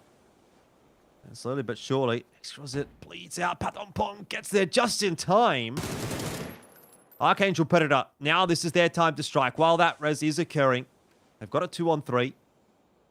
Very quickly, it's going to shift back to the 4-on-3 and move away from their favor. Yeah, and about the halfway point now for this second game, and this is really where it's going to pick up. We saw that circle before for phase 3. Well, phase 4 is really going to dictate things even more in terms of the tempo of this game. Pathompong knocked down by Algin Bots. Archangel Predator doing well at least to stay contested here with Teraton 5. Algin Bots holding the right, so the left side of this warehouse. And as soon as you look away, someone always peeks. It was Ranger X, but Mad Dog fortunately was covering as well. And he should get the second as well onto Excrazit. Now, he's going to bleed out pretty quick because he only got revived not too long ago. Pathompong does well to deal with the first in CJ, but Algin Bots has his number. Blue makes its way in. Reseda Jr., the last word of line for Teraton 5. He tries to make his way out of here. 2 kills, maybe try and get some placement points as a solo rank tanker. That's all you can ask for here for Teraton 5. Yeah, well, Teraton 5 will, by the looks of things, just survive courtesy of Reseda JR. Algin Bots gets tapped down by Kid-X. That's not a good end to the fight for Archangel Predator, because that's going to be the end of him. And AAP are down to just the 2. They got 5 knocks in that Archangel Predator for 3 kills. They didn't even wipe the entire team. So they had to work a little bit harder than they thought they would. Oh. It's a hard circle shift down south, and Team Bliss, your eyes instantly are drawn toward them sitting inside of Mini Milta. Yeah, and Puchils and Norins will group up with Flash and Belmoth now. Is this a potential back-to-back? Is it too early to call? But that looks like a great position to play from. I'd say for too Team early. Bliss. I'd say too early. Sometimes pushing out a Mini Milta can be difficult, so they're going to probably need a Mini Milta power finish realistically. Otherwise, I think looking at Daytrade's position and the compound that they've got probably is a little bit better. But Team Bliss would be then in second. So Cerberus not too far away. Good position as well down towards the southwest as we see them pull up. Nice little building that they can play out of. As Senjo going to be rotating down towards the southern side away from Lumber Mill. And a little bit of airtime. Always scary when we see these guys have 3+ more in a Dacia. We saw what happened on day one with that perfect nade from Haisaki. That was a caster curse and a half if I ever heard it. It's a green Dacia, therefore it's camo. All right. So that's okay. Ooh, Thanawa eats a little bit of damage from the grenade. Suzunami for NRX. Starting to push his way forward, and you know, you get the sense maybe that NRX is the one leading the charge for the Philippines region. This is not ideal for him at all, of course, copping shots from the other side. Somehow finds a moment of respite, but the grenade's going to land on top of him. Oh, he gets out of dodge just in time. It wasn't cooked long enough, and he is going to punish Thanawa. So, NRX do still survive with 4 players alive. Ooh, now as Qualusia goes down and suddenly made in Thailand on the verge of elimination, only the 3 kills, no placement points if they do go out here, so only Jacob left standing, and NRX looking to clean up the rest of Lumbermill. Jacob, nice little angle. I mean, Nicel just does not even check his left or rights there. Runs just straight in, and Jacob cleans him up. Oh, if he had held that, maybe we would have got a second. Does so? No. It's Nam Zhao that wins out for NRX. Nicel got finished off, so they do lose 1, but Made in Thailand have been eliminated in 13th position. But NRX cannot sit back and celebrate. They've got now Extraordinaire pushing on them. They've lost Maestro. He'll be eliminated. He'll be flushed out. Yep. It's not the end of the road for either of these 2 teams just yet either. Zone is going to be pushing out their back. The Expendables are also just to the south of this engagement, and they are thinking about looking in that direction, working their way up to the north, picking up a kill or 2. Probably got some bigger fish to fry, though. They will have to work about getting into the zone themselves. And Extraordinaire, for the most part, back away. Do have Kidex obviously still hanging around looking for some more kills, and he's going to find 1. But has he stuck around a little bit too long? There are shots headed in his direction. Day Trade are looking at him. Ooh. And, of course, indeed, a shot does land, so Kidex maybe just a little bit too greedy for that extra point. Yeah, and this circle is, again, it's still favoring Day Trade. I'd still put them in top spot for this kind of finish. That's not to say that Team Bliss or Cerberus can't win from those positions. Very good positions to still hold, and pretty much guarantees you really good placement points if played correctly. But Day Trade in the prime position now. How for Team Extraordinaire? They got to get moving here. Moving down the hill, never easy when you've got so many different teams and players now looking up the hill, looking for basically fodder to pick off as they make their way down.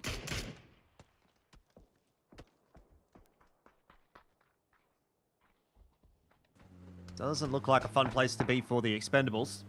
Extraordinaire is going to make their move first, so we may get a bit of an indication as to how it'll play out for the Expendables, but it doesn't look like too many teams are actually looking in the direction of the Expendables. There are, of course, 4 in the same vehicle, or 3.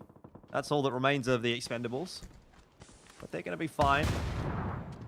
They're not inside of the zone just yet, though, Xenox. So they're going to pull up and they're going to try to, I guess, breach onto Magic Esports. But Petret, nice flanking angle, sneaks a grenade over the top, starts to look for the heads that are going to pop up over the top of the ridgeline there, and puts another one to bed. This is pretty routine from Magic Esports, to be quite frank, and I don't think that Extraordinaire have really put a whole lot of pressure on them at all. Petret has essentially 1-on-3'd them. So that's 3 free points for Magic Esport, and if there was ever a team that needed them, it was them. In fairness, Boundham United were third-partying a little bit. Not a whole lot, definitely not the main factor, but you can see from Sapow's vision there, also putting pressure on Team Extraordinaire. Yeah, that was a tough one for them. 10 teams left, 27 alive. We also saw the Expendables lose a couple of players to Cerberus. They were making their way down from Lumbermill and yeah, getting picked off. So really, all of those teams pushing out late from Lumbermill, of course, not really being able to find success. This is going to be such an intriguing finish, though, with Mini Mill to Power in play. Now, Team Bliss, I mean, it's obviously massive to try and hold the majority of this. The biggest thing is going to be, you can kind of just see it outside of, they do have to push out in any way, shape, or form. There's not a whole lot of cover. You've got a couple of little trees. Hopefully, they've got a whole bunch of smokes banked up. And hopefully, for their sake, Phase 6, Phase 7 is a little bit more friendly to them. Because if this circle keeps going north, it's going to be tricky. And they've also got some unwanted visitors as well in Luxurious Esports. So dealing with them right now is probably the priority. Yep, for sure. I mean, well, the real benefit for Team Bliss is that they've been sitting inside this compound for quite a while. So they haven't really had to use any of their smokes or util. You saw 5 there for Mirage, and presumably the other lads have a few in the back pocket as well. Which means if it does become an inevitability that they do have to push out, they should have what they need to do so. But first dealing with Luxurious, maybe Senjo as well. Does go out towards the northwestern side of the map, but Mini Milta Power is still, to an extent, playable. Yeah, you can obviously, the idea now would be to try and keep those vehicles on the corner of it. I think there's also a decent ditch you can play on the other side of the road to day trade. The problem with that would then be how Cerberus plays, because if they're still holding down south, can't really play that kind of area. So it's decisions now for Team Bliss. Some big, big decisions. Not just them, but also Luxurious. Also Cerberus not inside of this next circle, right? So they've got to make that next move. Where do they go? Do they try and crash day trade or push up close to them on the outside of the building and just sort of hold close? We'll see. And Luxurious also looking to maybe get a move on and away from Mini Milta Power. Boundham United not in a great spot either. Basically over towards the northeast. And nothing but open area for them pushing into the next circle too. Magic Esports still in. So that northern shift has really helped them.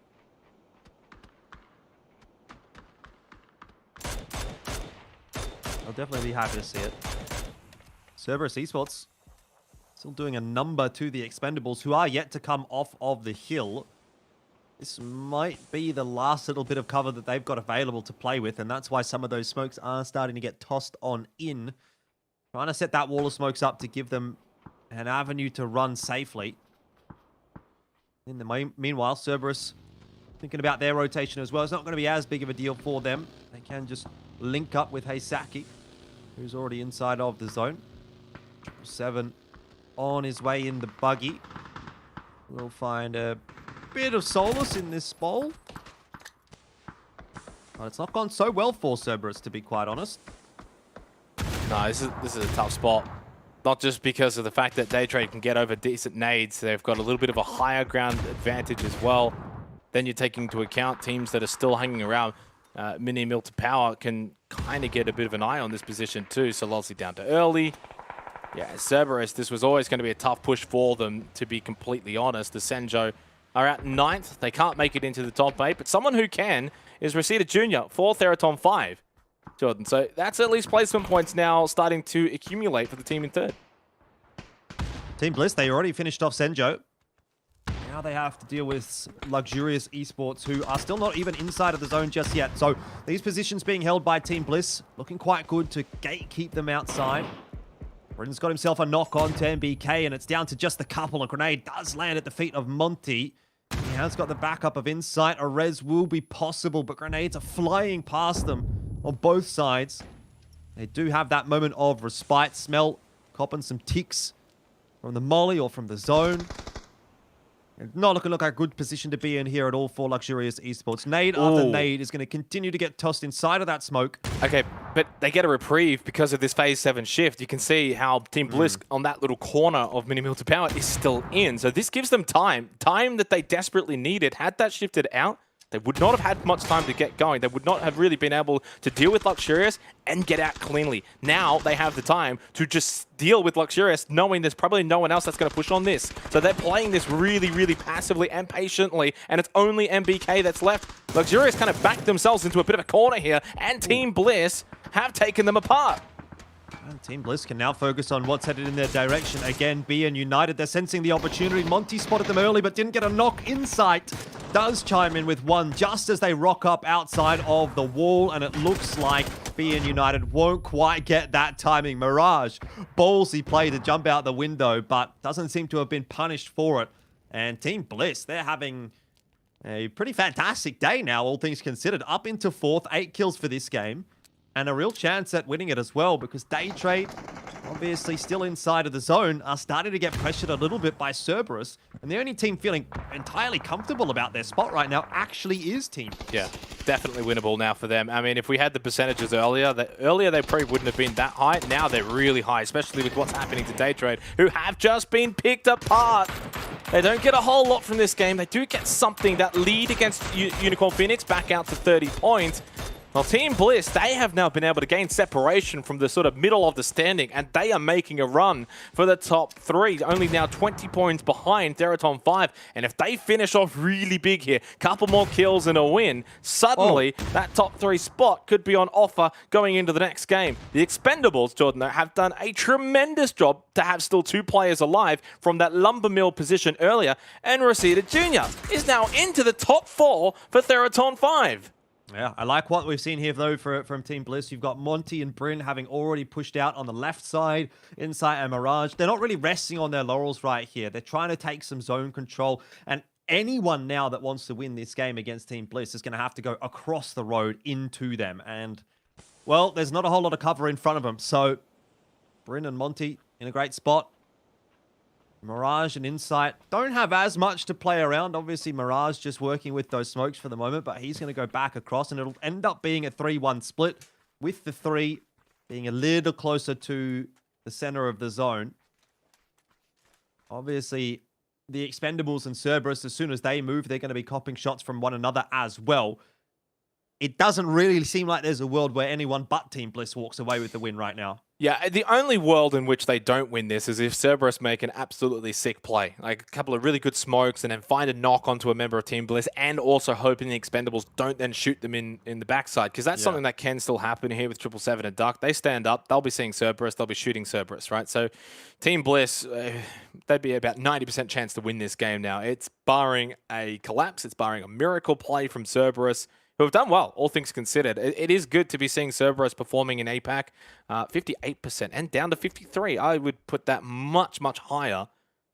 But yeah, it is good seeing Cerberus doing well, and also for Team Bliss that they've started today in a strong fashion, because I think they needed to, a couple of other teams needed to, Boundam being one of them, Cerberus as well. If you want to keep in touch with the top 5, you had to perform today. And now Team Bliss have spotted out the duo of the Expendables. Duck goes down to the blue. I'd imagine 777 will either go down to Mirage or the blue. In fact, it was indeed Insight. So now, down to our final 2 teams, 4 versus 3. That has allowed Cerberus to get a little closer to Team Bliss, and they are going in quickly. Nades in hand. Haisaki, not really looking at anyone in particular, goes for a bit of a hope and pray nade, and does not get that prayer answered. Look at the anchor position of Insight, though. You can see him all the way back. He is going to be a big win condition for Team Bliss, and he is already that win condition. Big headshot onto Duckmai, and gets to watch this rotate. But Haisaki pushes up. He got one, but it's Bryn with the quick reaction trade. He got the immediate down onto Haisaki, and now Insight has the other 2 members of Cerberus up close. Yeah, he knows he's in a bit of trouble here, but he's just got himself ducked down behind this concrete pillar. He's relatively safe as long as he gets that backup from his teammates. Monty is watching, telling him, okay, you're safe. You can take the heals, but the Molotov lands well, and Duckmai finds a timing. All of a sudden, Team Bliss are back down to 3. There's no way Insight gets back up. But of course, they have managed to get that res. So it is 3-on-2. Insight can still provide a degree of information as well, at the very least. Oh, that was risky. Cerberus try to make their move. It's not worked out at all for them. Sololzi headshot out of the vehicle by Monty, who's having a pretty damn good game here.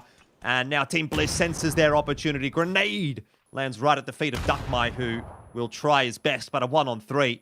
Can he do something Insight? It's possible. Right against his very team. It is possible with all of these smokes up as well, and a lot of them not dissipating straight away. There are some that will be, and if he gets a random spray, then it's a 1v2 and gets it. 19 health, but ammo needs to be reloaded on the barrel. Doesn't really have a whole lot of time to go for a first aid kit, and doesn't really have a whole lot of information. Does secure the extra kill point. That is massive for Cerberus. They're up to 9 kills in this game now. Both of these 2 teams neck and neck in terms of the actual standings, 4th and 5th.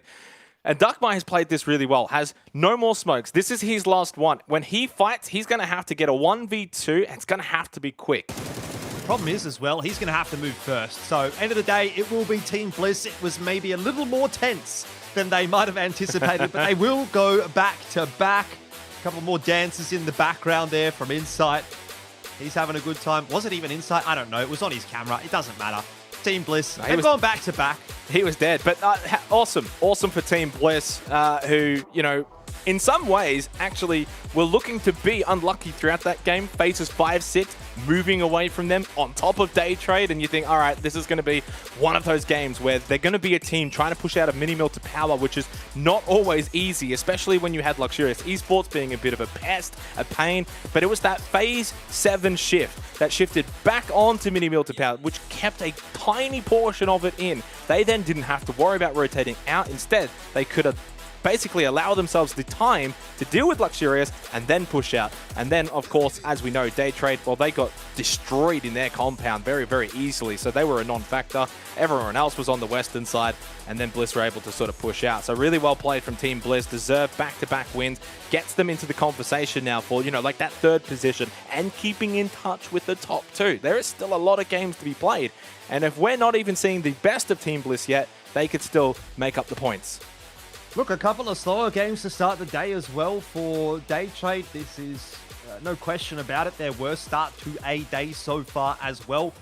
Not that it's been awful. They had a 6th place there and a couple of kills in that one, so they are still keeping that scoreboard ticking over. But good news for the rest of the competition in that Day Trade maybe is not keeping up the astronomical pace that they set on the first couple of days, and that obviously gives everyone else a bit of time to catch up. Even Unicorn Phoenix isn't having an entirely successful day either. We've seen 2 4th places in a row from Theraton 5, 2 1st places in a row from Team Bliss, and 2 2nd places in a row from Cerberus. So those teams just behind the top 2, the ones that are leading the middle of the pack, are now starting to catch up a little bit and starting to make this season a little bit more interesting. It was shaping up to be that 2-horse race and no one else really having an opportunity. And look, it could still play out that way, Jordan. You know, we've still got 3 more games to play just today alone. And who knows, really, we could see Day Trade and Unicorn Phoenix find that day 1, day 2 kind of form and really sort of regain that big advantage that they had. You know, when you take into account Unicorn Phoenix now, it's only 32 points in front of Team Bliss. So that's a very easily, you know, catchable margin. We've seen, you know, Incognito, I think one day caught a team by 50 points. I think that was Atletico many, many years ago in one day. So, and then you take into account Day Trade there, and he's still 30 points above Unicorn Phoenix. Despite Unicorn Phoenix not having a great day either, that gap has not changed. It was 30 points to start the day, and it's still 30 points there. But now you take into account a team like, say, Team Bliss, and also Cerberus. We'll give them some spotlight here because they've had 2 games now where they've finished 2nd with a lot of kills. But that gap between, say, Team Bliss and Cerberus versus Day Trade has gone from something like 70 points to now, like, I think 60 points. Or maybe if it was higher, maybe 80 points. I think it was more than that. Yeah, maybe like 80 points or something is now like, you know, 50, 60 points. So that's a little bit more manageable, right? And you're also building that form, a platform to build off, as I usually like to say. And for Team Bliss, you've now got that confidence. You can go on and win. We've done it twice now and done it comfortably. Yeah, I think it was more like 70 or 80 points from it was big to Theraton 5. And then beyond that, Team Bliss and Cerberus were even still having to catch up a couple more points. So, yeah, really great stuff today from them. Obviously, Made in Thailand has dipped off a little bit. I feel like BN United have maybe picked up the pace a little today as well. And as far as the rest of the usual suspects are concerned, down from, you know, maybe 8th to 16th, probably not a whole lot being done by really any of those teams that's worthy of note at the moment. So, you know, the big ones that we talked about, still Attack All Around, Archangel, Predator, still really not getting a whole lot done. And unfortunately, it's starting to feel like maybe it's going to be too little too late if inevitably they do start to turn things around. Yeah, and to be completely truthful, you know, I've kind of looked at Archangel Predator in a lot of these games and trying to see, you know, where are things going wrong. It's just a case as a team that continues to take fights in the earlier middle game, whether that's on purpose or whether it's just one of those kind of events where they're just constantly running into other teams and constantly taking fights that maybe you don't really want to be taking, whether it's not on your terms or it's not for the best position. So I think it can definitely be one of those cases with a couple of those teams down towards the bottom where just things aren't quite going the way you would generally like. That can change, though, as we've seen in the past. For now, we go to a break, 2 games down, 3 more to go.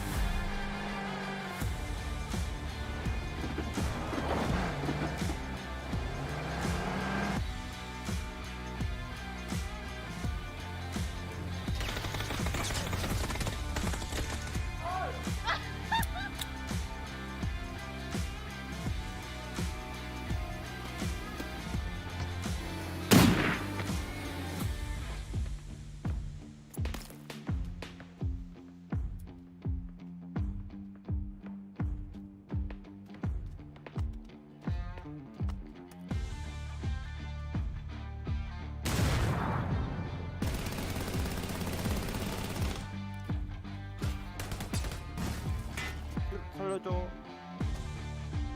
그거 다 죽었다. 와, 진짜 미치겠다.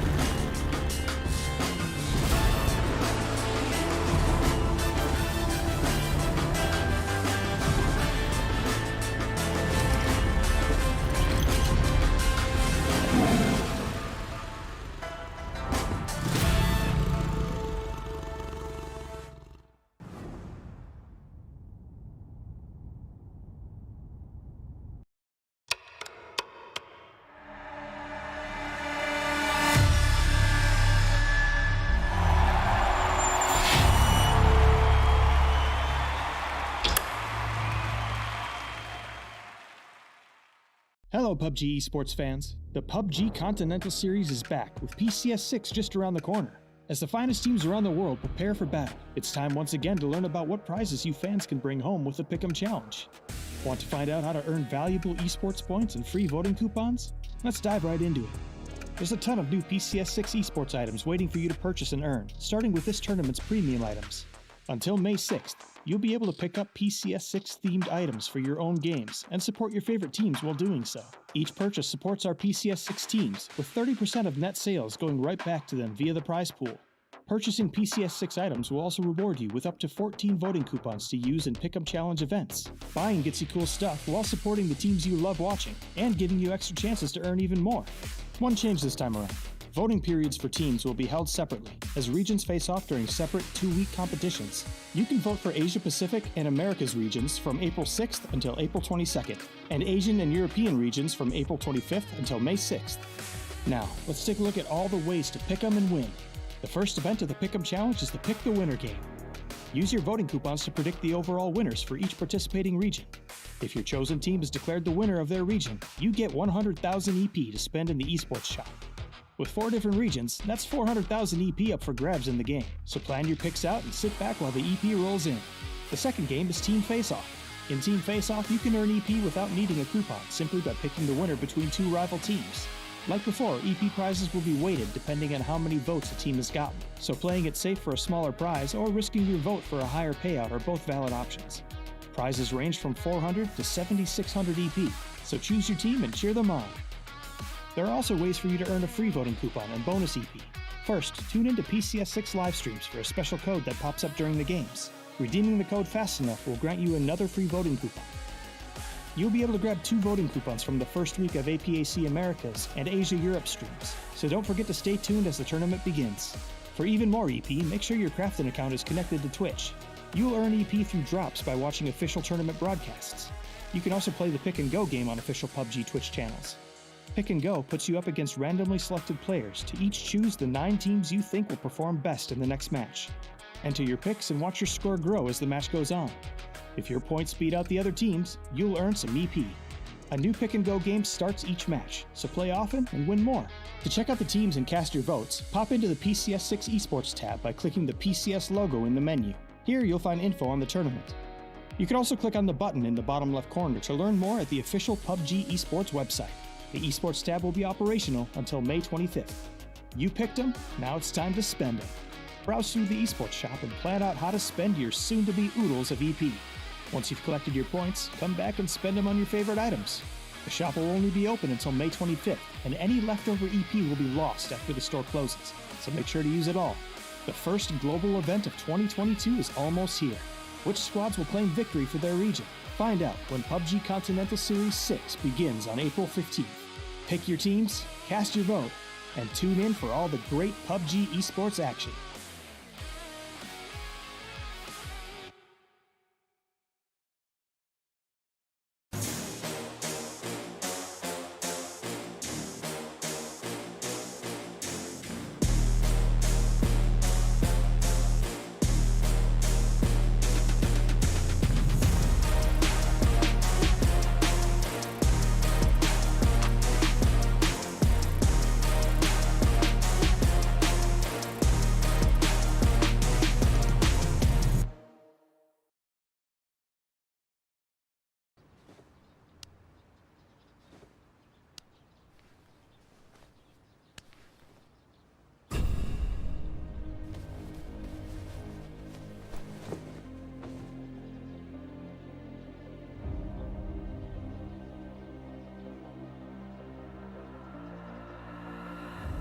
I know what you really want.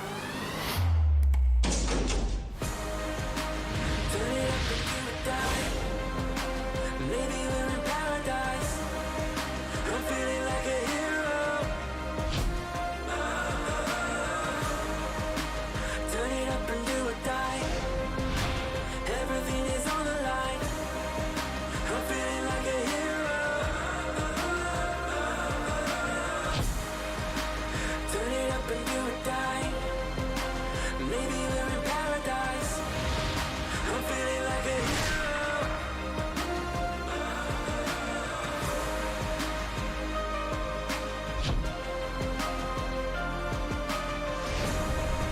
I'm feeling like a hero.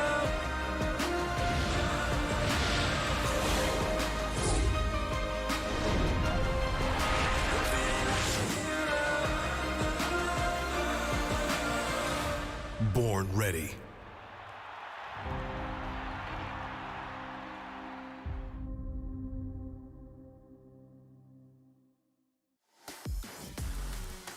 Well, day 3 of PCS6 APAC is turning into a blissful day if you're an Oceanic fan. Jordan, of course, yesterday was all about day trade. Today is looking like it's about Team Bliss.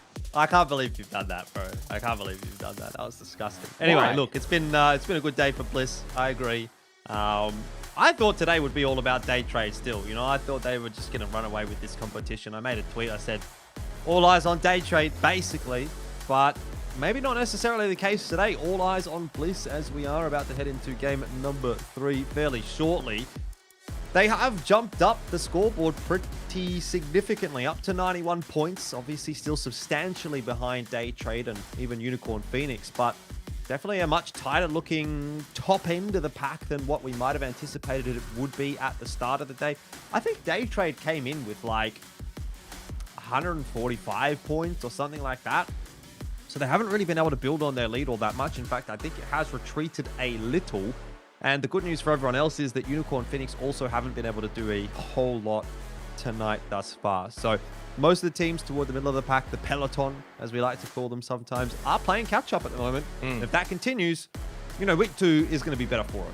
Yeah, Day Trade and Unicorn Phoenix both have only been able to get 6 points from the first 2 games tonight. Team Bliss, for reference, have been able to go and get 41 points from the first 2 games. So averaging 20 points a game. By the end of the night, they could be in contention for the top 2 if they can continue that sort of path. I don't think that's going to be able to happen, but another team as well, as we move away from the leaderboard, was Cerberus, who have also gotten roughly about almost 30 points from the first 2 games. They're also having a very good start here for day 3. Of course, we've still got the majority of the games to get through. Still 3 more games, 1 more on Erangel. Then we head to Miramar. Right now, the biggest question is Day Trade Unicorn Phoenix. Is this little slump that started in the first 2 games going to continue? Well, I guess we're going to have to find out the answer to that one, aren't we, as we do head into the final game of Erangel for the day.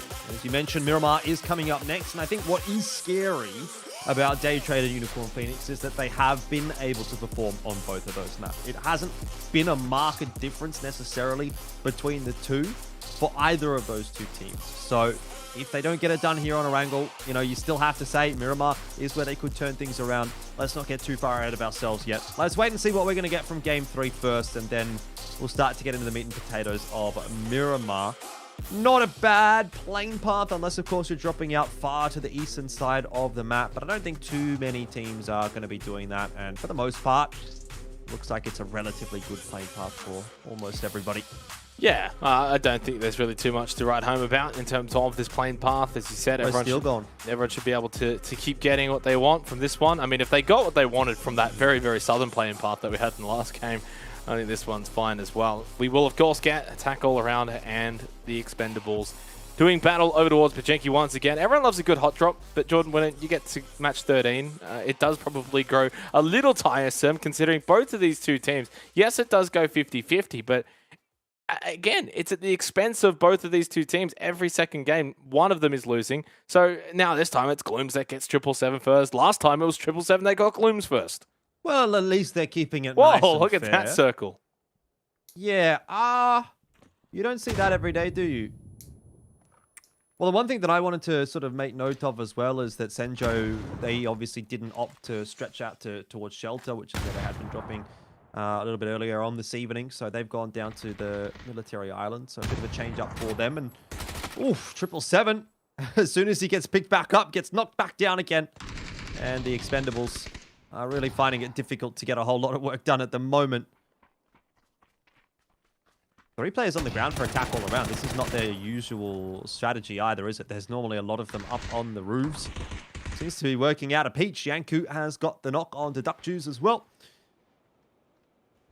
So now, again, just a couple of remaining Expendables players. Glooms will do the customary cleanup job. Well, I think the best thing you can get from this is just at least make it clean. If it's going to keep happening, you've just got to keep winning it and making it as clean as possible, because the reality of the situation is if you can actually turn it from sort of a 50-50 kind of win rate for this Battle of Pachinki, say closer to, well, we'll say 75%, that's actually not a bad little figure considering you're getting, 3 to 4 kills from it, generally 4. More so. So I guess that is one thing to sort of take into account. You are kind of getting those kills, which generally, if you're not hot dropping, you're not getting the guaranteed 4 kills. It's not a guarantee, you got to win it, but it's all about being the better team. And I think that's maybe where it's been a little disappointing. We know Attack All Around, like Pachinki, they're expected to defend it, and they just haven't probably done as clean a job at doing it. It's difficult. Hot drops, never easy. A lot of RNG involved, and when you're doing it every single game, that RNG really does add up, right? So it's been an interesting experience to watch these 2 teams continue to battle it out. Yeah, this is. I think this is completely abnormal in APAC history. I don't think we've ever seen a contest last this long. No, never. It's only ever really been like maybe the first couple of games of any given day. And then beyond that, it's all been sort of sorted out.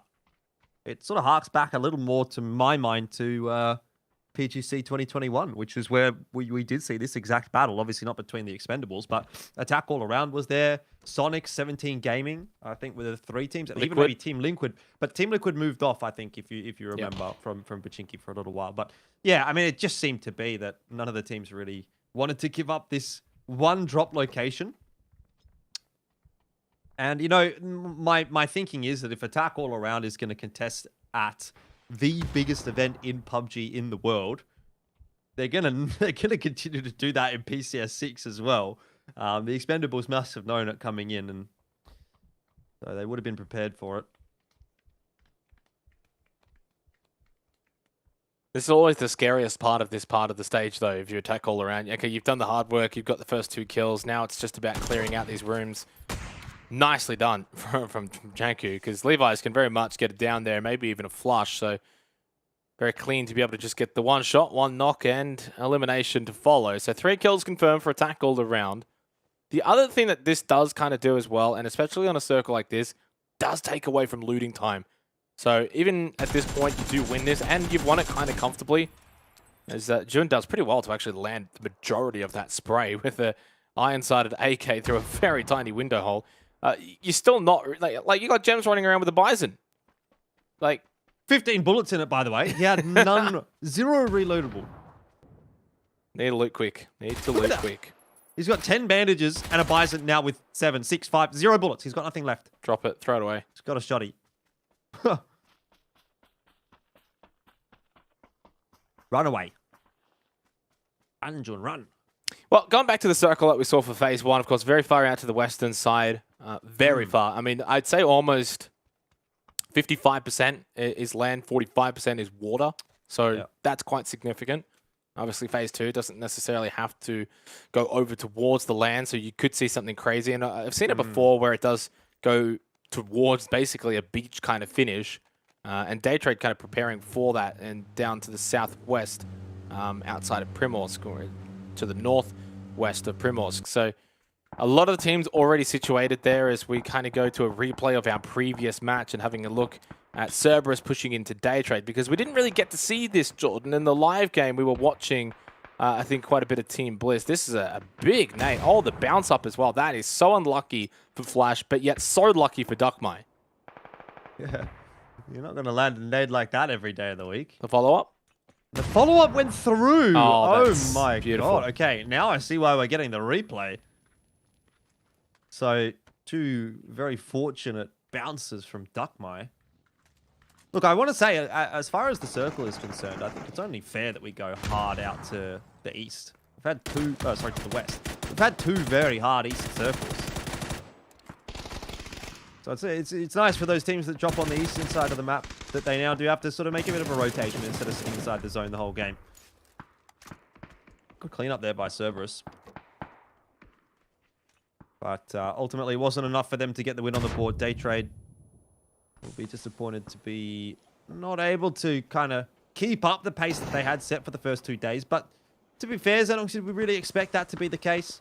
I think that would be pretty difficult. Oh, no, it would have been impossible. You're always going to be expecting them to fall back to the mean, or even just slightly above the mean.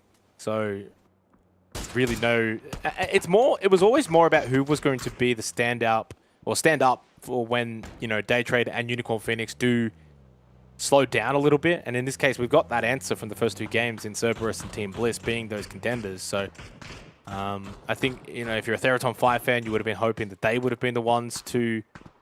you know, sort of make hay while the sun shines in terms of the top 2 dropping points. As Suzunami loses out to Hungvo Ditch. And this is where it gets a little perilous, because they're also not going to only get 3 points a game on average for the remainder of the tournament. They're going to pick up that points pace again.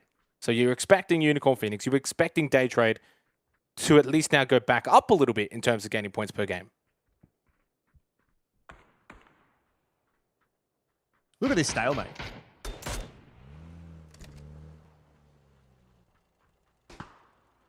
Chu is just waiting for the mistake. Oh, it's going to come. No, it's not. Oh, he's got other ideas. I can't imagine No one from Magic makes a mistake here. Eventually, Chu finds his timing. Doesn't quite land the shots he needs on the second player, but a good amount of damage already being done. He's been spotted. The window frame causing problems for both players, but Shin V bails Chu out of trouble. Gets that knock. Now Leons has spotted the man. It's a 2-for-1 exchange, but Chu is a little more isolated from his teammates than the Magic players who got knocked, and this is just a full stick from Magic Esports. Both players down, getting the res. And Unicorn Phoenix way too far away to punish it. I mean, they've got to commit to this fight. Now that Cheeksing has got the knock onto Shin V, this is where Unicorn Phoenix have kind of been in the first 2 games today. Losing these fights, losing players. So you'd see Chu and Shin V, they would usually get finished off in the first 2 games. Is there a way that Hungvo Ditch and Dat Blue really commit and get them back up and walk out of here with at least 3 alive at minimum? They need to get out of here. But Magic Esports have done really well in getting their revives. Now, Dat Blue watching the window, probably wanting Petra to actually vault that. That gives him time during the animation to get shots off with the mini. If he doesn't vault that and he's just continuing to sort of strafe back and forth behind the window, it's still hard to then hit those shots. It's Clories from behind Nam Zhao as we transition over to Baonam United and NRX. Well, there is no NRX now on the minimap. They're gone, courtesy of Baonam United. And now we get to see what happens for Phase 2, and it's boring. You sound so disappointed. I was hoping for the shift out into the water, for a bit of chaos, a bit of fun. Circle. Yeah, well, he mustn't be here at the moment because no paper-thin circle here. A bit of a stock standard kind of finish for this looking game. Phase 2 circle not giving us any fun at all. I mean, it's still going to keep things a little bit interesting, having so many teams kind of close to the coast. He is here, by the way. He is here, of course. Paper-thin, always watching. Watching and listening. Don't put a foot wrong, otherwise you're in trouble.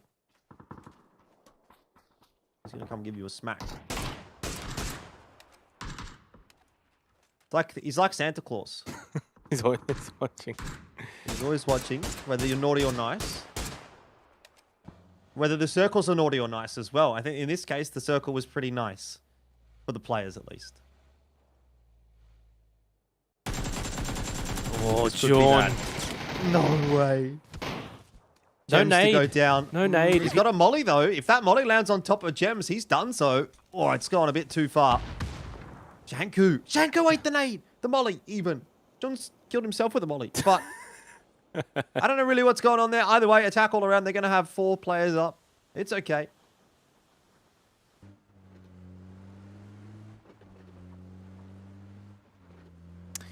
Yeah, so that was I guess the remnants there of the cheeky battle. Jun was just lingering around and goes for the dirty little option to see if he can get some revenge. Why not? But in the end, for attack all around, that actually works out pretty well because now they get the extra kill point. They were looking like they were maybe only going to walk away with the 3. They now get the 4. They had a bit more time to loot up. Yes, they've been in the blue, but it's only phase 2. It doesn't do that much damage anyway. And still about 90 seconds or so until we go into phase 3. Still a lot of room as well for this circle. And the fact that it did shift back onto the land does kind of mean it's still very similar to that of the phase 1 circle anyway. Really no difference at all. So this has actually kind of worked out well for attack all around. Let's see what the late game will have in store for them as we look at the creeping Baonam United. Hunting down Luxurious Esports. There are a lot of teams right now around both Baonam and Luxurious that if they make a mistake, if they falter, if they don't clean this fight up, need to be very careful with where they choose to make an engagement happen. Still just chilling. Zest and Clories. Don't know that they know if they want to go for this or not. Well, they do have Simon further south and Zest as well. I just saw them for a split second over towards that compound off into the distance, being able to provide some level of overwatch too. So it's not the most dangerous position. If anyone does peek over the hill from Luxurious Esports, Simon should be able to see them. Even maybe Sapao should be able to see them. So it's not a bad little option, but how do they get out of there? If Luxurious don't necessarily move, I'm not sure. We'll see what happens as we head into phase 3. And it does actually go up north towards those fields. So we will be seeing a little bit more of Bound Am United, and now they do make the run for it.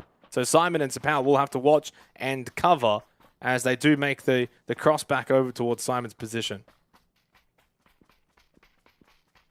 This wouldn't be a run I would like to be making right now.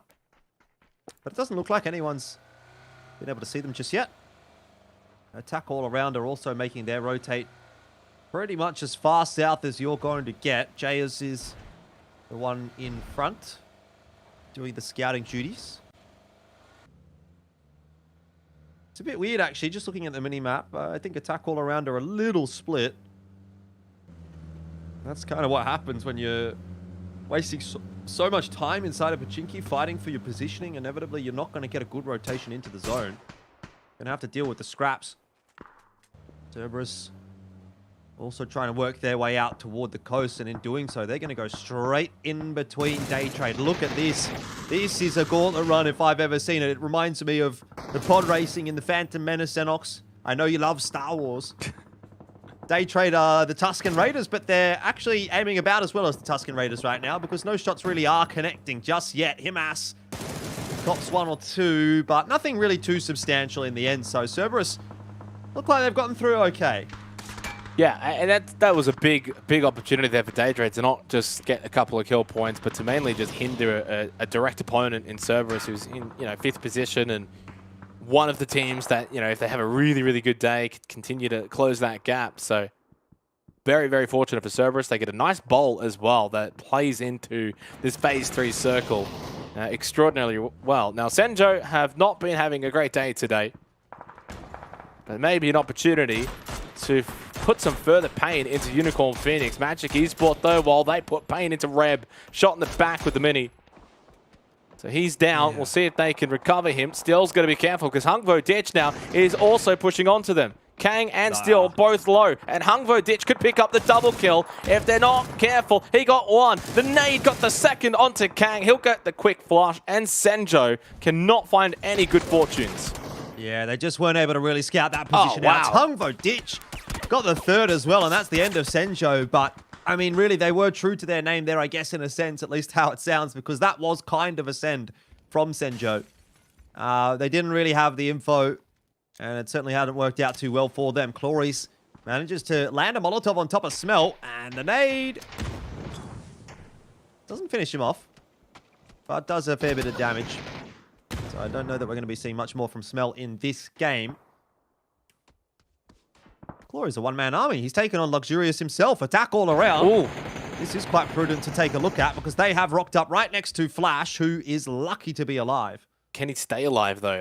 Actually, maybe pushing towards the cliff might actually better his chances of survival. He does have a couple of players of Day Trade watching on the other side of the road, so this is an interesting fight. So he gets away on 4 HP, which is big because now he plays up close against Attack all around while they still have teammates on the other side of the road. Team Bliss, it's been their day so far in the first 2 games, but maybe not so much here in game number 3. Our final game of Aaron Galt here for day 3. Insight does get eliminated. Algenbots, nice spray onto Cheeksking. Now we've got Magic Esport and Attack. Archangel Predator, I should say, close by. That might give a chance for Team Bliss to push it out close from the blue and go for a third party on that fight.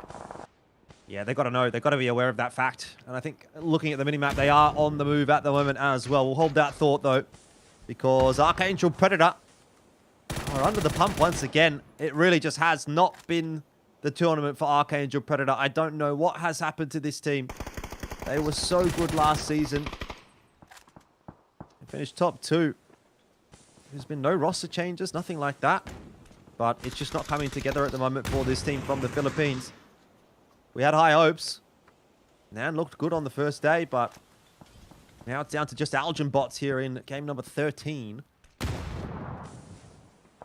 Hiding inside of the smoke, and Magic Esports are really hunting for him. Oh, that's the thing. You said they looked good last season, and they did, but they looked good game 1 as well. Yeah. I think after game 1, we both kind of sat up and took notice of Archangel Predator and thought, oh, maybe this could be the lobby that they find success in.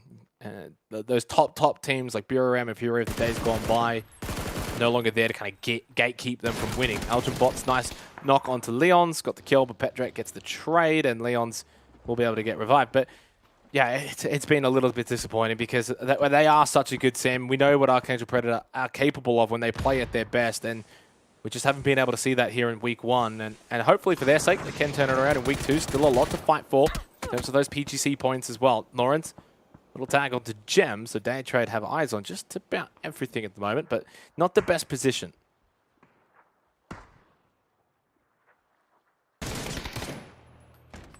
Well, we'll go back over to Magic Esports and Attack All Around. Attack All Around certainly have been all over the place in this map, haven't they? They have been fighting a lot. And they might have eventually run into one too many teams.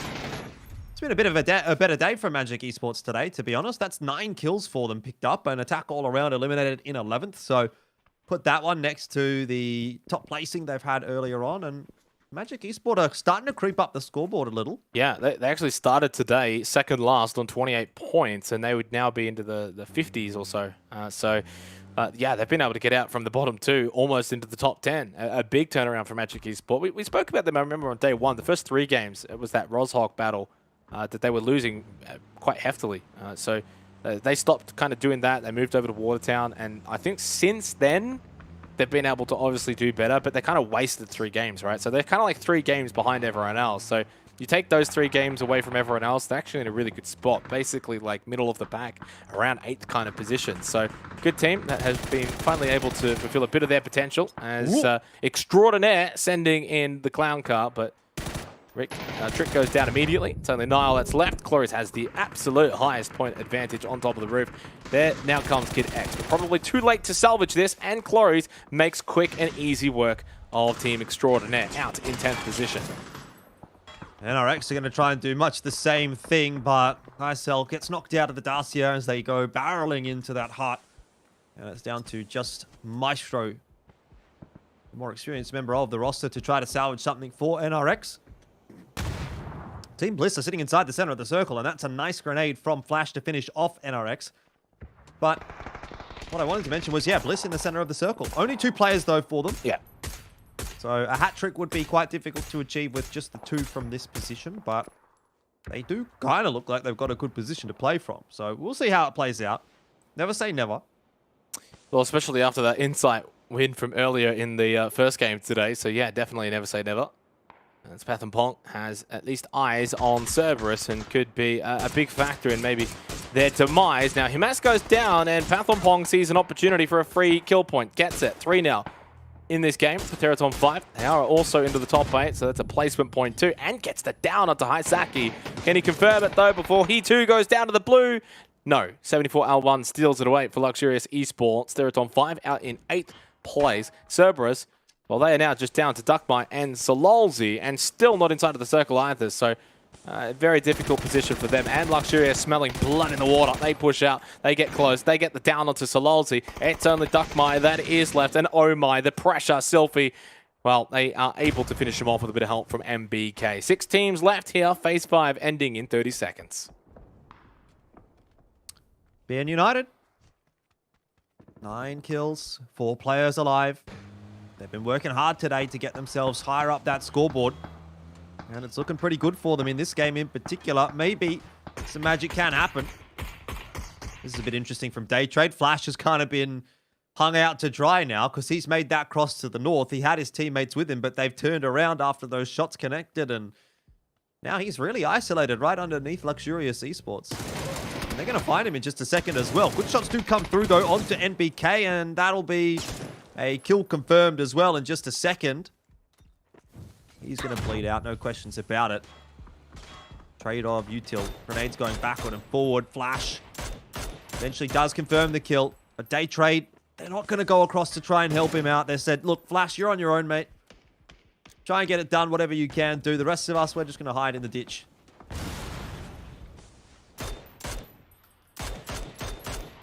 Yeah, this is a big turning moment for Day Trade. You either go out here and you don't really get a whole lot from this game. You haven't really been able to get many kills, and Stanawa is down to Cheeksking.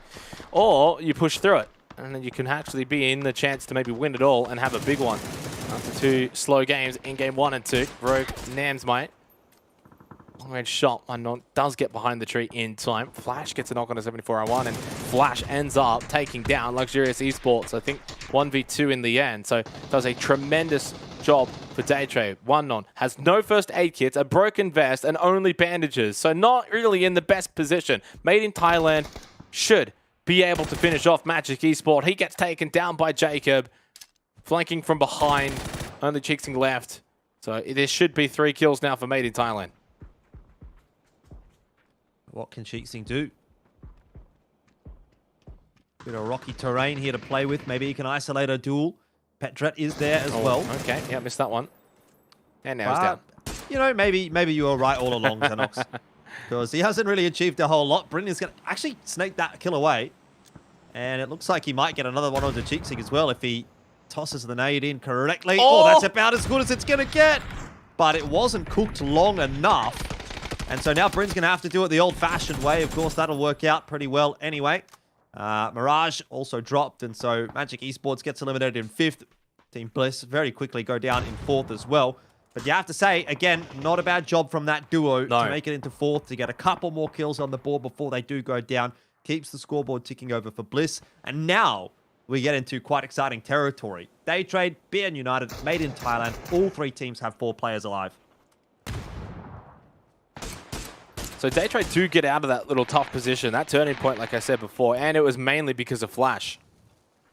The rest of them were all a little bit pinned down, but then with Team Bliss pushing over to Magic Esports as Norrens gets that, what? Belmoth knocks, no, now it's Flash. Man, in Thailand actually doing okay here, and now it's only Norrens that's left. Daytrade just went down far too easily, far too quickly. They can't get the reses though. This is actually perfect for BN United. They're going to walk into a victory. So Pow, he'll get knocked on down, so maybe a little more interesting than it could have been, but ultimately BN United have just been gifted a victory. Daytrade and Made in Thailand, that's what you call mutually assured destruction. They ended each other's lives, and BN United, I mean, they don't even look excited about it. They're like, okay, well, thanks, I guess. That was as easy as going down to the post office and picking up your delivery. You didn't have to do too much work. Thank you very much for that one. Well, a long time coming, though, for BN United, right? Yeah. They have been a stellar team over the last couple of seasons. They made a lot of roster changes coming in here to PCS6, and I had high hopes. There's a lot of experienced players in that roster, a lot of really good, talented individuals. And you had Simon from the old BN United team as well, but it hadn't really come together until this point. Yeah, I think the other thing I was going to mention there as well is the fact that by winning, you're getting the placement points, and that's something that they've really struggled in, an area that has been lacking. The kills have actually been fine. Like in terms of kills, they're up there competing with top 4, top 5 teams. So, and then you go and get an 11 kill game here, so that's now 66 kills in total for BANM United. Like, they are literally top 3 in terms of kills. It's placement points that have been letting them down. So for them to get that win and to play for that positioning, yes, did they get a little bit of circle luck? I think most teams generally do in some way when they do win, but they were able to then push down, understanding at the time, we've got to push on this. There's an opportunity to really capitalize. They're a bit wounded, third party, all of those things. And it's just the fact that they were able to go out, get placement points, an area that they haven't been able to really do all that well in. I mean, I think it was just 12 placement points going into that game. You get 10 just from that game alone. So you've almost doubled up your placement point tally from one game. So that's an area that they needed to improve in. Job done. That's a big tick for them. They got the kills to go alongside it. So that's like, what, 20-something points? Puts them around that same kind of pedigree now as Team Bliss and Cerberus.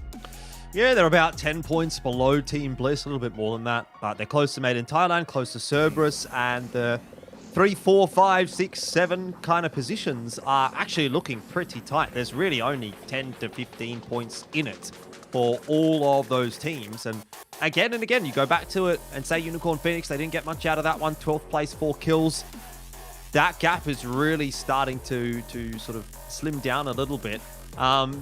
The only real difference now to what we've been talking about thus far today is that actually in that instance, Daytrade did get a few points. They did actually manage to take a 3rd place, as you saw. Luckily for most, it was 3rd instead of 2nd, because, you know, again, another couple of points on the board for Daytrade would have made them a little bit more unassailable. But that's probably Daytrade's best game for the day. Definitely. You know, slowly but surely starting to come back into the swing of things. They had a 10th, then a 6th, then a 3rd. So maybe a slower start to the day, but getting better and better. And Mr. Clories from BN United is going to be the player of the match. And he's been putting in some hard yards today, actually. I think he's been doing a pretty good job today. Had a really good, I think it was a 1v3 in the end against Team Extraordinaire.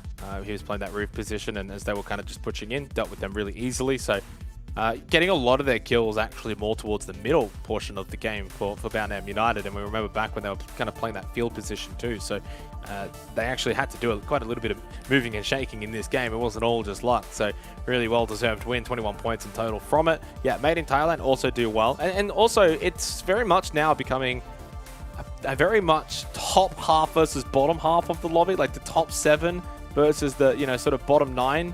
There's that little gap, right? 7 and 8 have a 27-point gap now. Like, that's generally not something we see all too often in the APAC region. Generally, top 2, top 3 have kind of a big gap, and then everyone else is kind of close by. And I think at the start of the day, we were able to sort of sit back and say, teams that were, say, maybe about 5th to about 12th, were only about 18 points the difference. That's no longer the case anymore in 3 games. So 5th to 12th now is like, quick maths, about 40 points. So that has expanded quite significantly. And it does mean, as we get the total leaderboard now, if you're not in that top 8, your chances of getting big points and big prize pool is starting to really diminish. Well, the one thing I do want to draw your attention to sort of tie into that discussion is Magic Esports are actually just rocketing their way up the standings. I think they came in the bottom 4. Bottom today. 2. Bottom 2 even. So yeah, that makes it even worse or better, depending on which side of the coin you're sitting on. But they've gone up into 9th. They're at 57 points. They're having a much better day today, and they may find themselves in the top 8 pretty soon. If they keep this pace up, then yeah, they will be catching the Expendables. Obviously, Expendables and Attack all around, they're not going to have to deal with one another anymore as we do move into Miramar next. It'll make their headaches relieved a little, but Magic Esports, they're probably the one team to watch from the bottom 8. Everyone else doesn't really seem to be able to get it together. I think for the moment, yeah, Magic is really the only team today that has been able to make it into the top 3. They made it, I think the best result actually outside of that from the teams in the bottom 8 after a quick cursory glance is Alter Ego taking 7th in game 1. Every single other result has really just been 8th or worse. If you're sitting in the bottom 8, you're placing bottom 8. And that means, obviously, you're not being able to close the gap at all. It means you're falling further and further behind. And the teams in the top 8, no wonder they have such a gap, such a lead. It's because they're the ones that are getting all of the placement points. Well, that's generally what happens, Jordan. That's correct. The top 8, they're winning. They're getting points. The bottom 8 are losing. They're not getting points. So I think that what you're probably getting at is that in the past, we don't actually see that all too much. Generally, the teams from, 9th to 14th, maybe 13th or 12th, still kind of walk away with decent placement points every now and then, or even decent kill points every now and then to kind of keep up and keep that middle portion of the table really kind of ticking along. But that's not quite happening at the moment. Can change. We are kind of seeing it a little bit from Magic Esports, that renaissance where, they came into today in the bottom 2 and now they're into 9th. That is still very much a possibility for all of those teams. So there's still so much to fight for. And then realistically, even if you are sort of in the bottom 4 at the moment, all it takes is like 2 really good games to close out today on Miramar, and you could still finish inside of the top 10 by the end of today. So remembering all about the PGC points and all of the prize pool points as well, or prize pool, I should say, is still up for grabs for those teams, but there is now a little bit of a gap to the top teams. And speaking of gaps in terms of teams, so for Team Bliss now, only 26 points behind Unicorn Phoenix, which is very much achievable, but Unicorn Phoenix themselves, well, that gap to Day Trade has started to expand out as well. 37 points is that tally. So very, very daunting task for basically any team looking to catch up to Day Trade, even for Unicorn Phoenix, who have not really been able to find much form today. Yes, they got 4 kills in that last game, but 12th was the finish point. So again, they're just not able to really get inside of the top 8 today. 9th, 15th, and now 12th. They have been getting kills. That's the only saving grace. Yeah, they haven't been able to find any placement points so far today. But, it's not an unassailable lead right now for Day Trade. Obviously, it is still quite a good one. But we've still got half the competition to go. And at this point, they may still do a divine, as you mentioned a little bit earlier on today. A team can do phenomenally in 1 week or in 1 day and then just completely disappear for the rest of the competition. And that's not out of the realms of possibility. So you need to kind of keep your scoreboard going, and Unicorn Phoenix are doing an okay job of that. They picked up the 10 points today just from the kills that they've been getting, and because they had a lead over the rest of the teams, because they weren't too far away from day trade, it still sort of makes it look okay. Obviously, same can't necessarily be said here for Luxurious Esports, who are sitting in 16th place at the moment. So they're at the bottom of the table. And the day hasn't been going amazingly for them. Not Only a awful few though points either. on the board. The last two games, 8 with 3 kills and 6 with 4 kills, right? So when you take into account sort of the bottom of the standings, that's actually pretty decent. I think that's where they've gotten, they've gotten all their points from those 2 games. That's 10 points. They were really, really behind at the start of the day, only 16 points and 12 points behind Magic Esport, which obviously that gap between those 2 teams is now tremendously exceeded.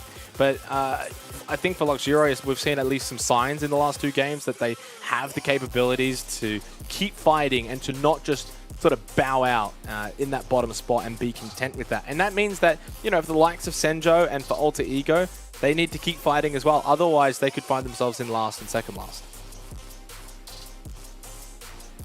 Well, hopefully Miramar is going to bring with it a bit of a change in opportunity for those teams toward the bottom of the standings. It didn't really do that on days 1 and 2. It continued to be dominated by Day Trade and Unicorn Phoenix, but it does feel like we are getting a bit of a different brand of games today from APAC, and obviously that's exciting to see. It means the matches are getting a little bit tighter, a little bit closer. It means that heading into week 2, we have some more storylines, more teams to really think about and watch, rather than just saying it's being run away by a couple. Pretty good solid playing path to start things off. Everyone's going to be pretty happy with that one. No one really having to stretch too far.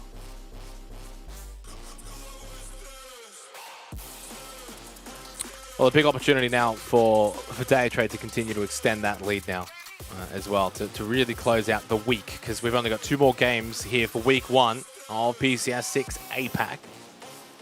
Of course, returning again then next week for yet another 15 games. And here are our winners so far on Miramar right? and Day Trade. Obviously, they've been having a great time here on Miramar Unicorn as well. So this is where we now probably expect the top 2 to really pick up the points once again.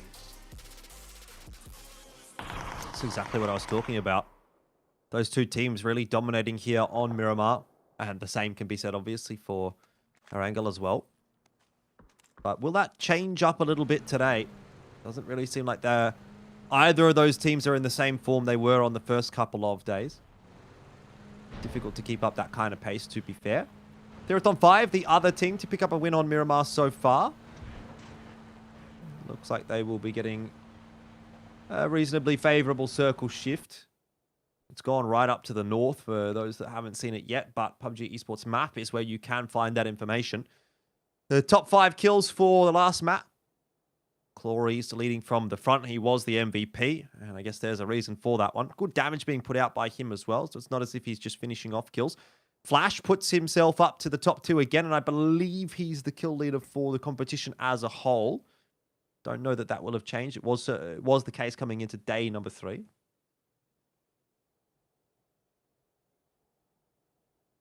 Yeah, and even Bryn, 4 kills, 210 damage. It doesn't look significant, but technically it's very significant. Just being able to get those points late round when they're up for grabs in a position when you've only got the 2 players, it ends up adding up. All those kills count. So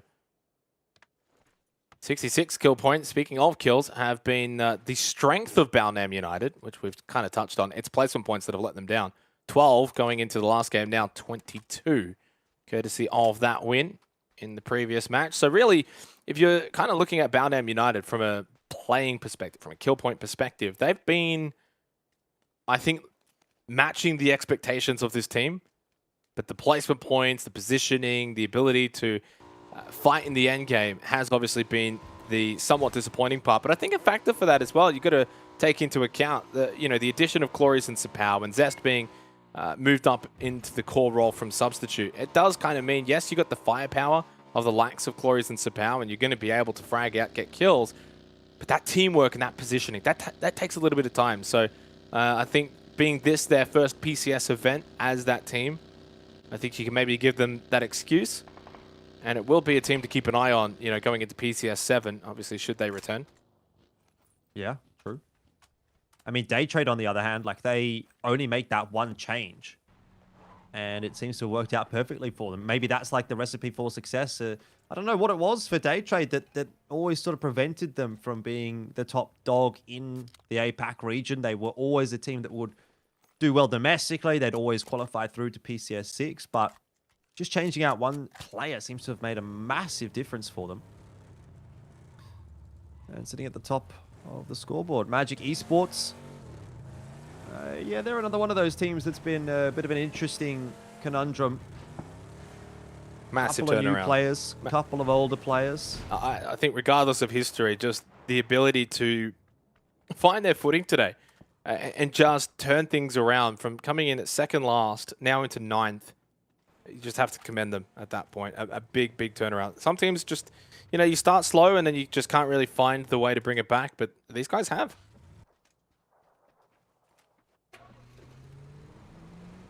Well, they have in 3 games, Xenox. And, you know, I hate to sort of be a bit of a downer or whatever, but 3 games is not going to be enough. They're in 9th place. If they want to make a top 8, if they want to push even further than that, they're going to have to keep that kind of a pace up for the rest of the night. They need to have 2 good games here on Miramar to close things out. So, yes, it's been good for Magic, but they didn't really leave themselves too much room to work with off those first 2 days. So, they need to continue the recovery. In fairness, though, you know, you're not wrong, but I also think it's more actually the first 3 games that really let them down, 16, 16, 15, when they were battling for Rollsock. And since then, it's actually been pretty decent. And technically for Magic Esport, it was only, what, 28 points coming into today. So that was only 2 behind 14th and 3 behind 13th. So 12 behind 12th. So they really weren't that far behind. They weren't that dead and buried. So, yeah, big, big turnaround. Without doing anything too crazy either, like 3rd place, 7 kills, 5th place, 2 kills, 5th place, 9th kills. But just nice consistency. We'll see if that does continue here to Miramar. And that's the other factor as well that we haven't really touched on here in the first 6 minutes or so, as teams obviously just casually looting around, not a whole lot really happening, is the difference between Miramar and Erangel. And I think, obviously, while we saw in terms of the winner-winner chicken dinner, Day Trade, Unicorn, Phoenix have been having a field day here. I think a large portion for that is just the form on the day. And so far, the form on the day has not been good for them. So we'll see, is it the map or is it the form on the day? Well, speaking of form, Archangel Predator, they seem to be in horrible form at the moment. They've lost another player early on in the piece, CJ getting knocked. Don't know if he's going to be resable. Just looking at the minimap, there are a lot of Archangel Predator players around, and they're going to go scurrying over to try and help him out. Algin Bots does a nosedive in his Murado, but at the end of the day, it's just not a good look for Archangel Predator at the moment. Hopefully they're going to be able to pick the pace up. Much the same as maybe what BN United has been able to do so far today. Zest is on the floor, but so is Cheeksing, and Glory's trying to line up a grenade. It'll go a little awry. Spots Petra out on the rotation, but doesn't land too many shots. It's on to Simon, who does. Double headshot on that rotation pass, and Glory's also caught. Leon's trying to push up, trying to put pressure on him, and Glory's continues his fine form for today. And this will be a double kill for him. They do lose Zest, though. So, you know, I guess it is a little beneficial for BN United getting some points on the board early, but now it's going to be harder to find the win with only 3 players. Yeah, and unfortunately for Magic Esport, we kind of pumped up their tires a bit, gave them a little bit of the spotlight, you know, which is nice for a team that was struggling coming into today and then bounced back. But as soon as you give a team the spotlight, of course, this kind of game happens. So as long as they can bounce back in the final game tonight, I think it'll still be a very, very good day for them. And now for OneNon to see if he can go for a bit of a rank tank and have that solo play to get some placement points, get something from this game. Well, still inside of the top 10. Won't probably drop too far from this this particular downfall, but we'll see if they can bounce back in the next game. So still a minute 15 till phase 2, and we are going to be sort of around the Luck Cob, Water Treatment, San Martin area, obviously Crater, portion of Miramar, which does then mean there is a lot of buildings, a lot of craters, a lot of dips, a lot of bowls, a lot of terrain to really utilize here. So probably not expecting too much to happen outside of maybe some long-range shots, some knockdowns here or there. such as this from Gems on Balnam United, but I mean, that kind of distance, I mean, we're looking through a 6 times there on the SLR, so big distance between Gems and Balnam.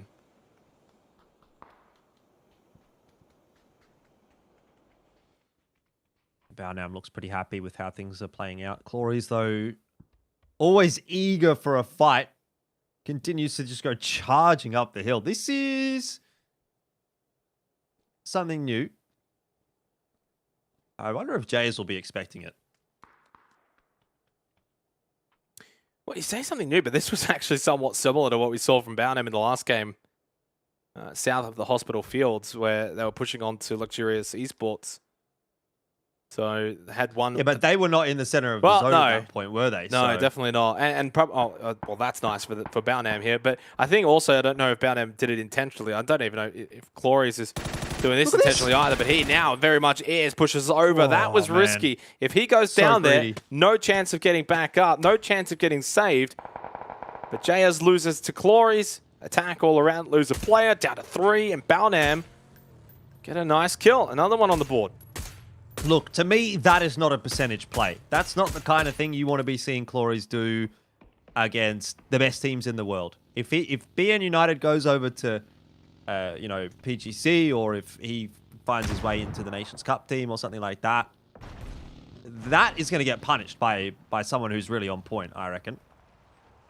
Either way, he's gotten away with it here, so it's an extra point on the board for BN United. And if you're feeling confident, play your natural game. Sure, there is that as well. But that's so scary. If he goes down, BN United, they're playing as a duo. Yeah, don't necessarily disagree with you too much there. In some ways, it's also for Balnam United to try and gain something from that disadvantage of losing Zest. So push, you try and get an extra kill, put the other team on the back foot as well. The other team that's close in your vicinity, especially with the circle being where it is. And sometimes you just got to make the big plays if you want to make something happen. So don't hate it. Yeah. Clories is also feeling the form probably as well off the back of the last game too. He's hitting shots, and credit to him. Yeah. You know, they must have known that JS was isolated and that it was, like, obviously an educated play. I don't think it was just a full send. So, good enough, I guess, is the name of the game right now for BN United.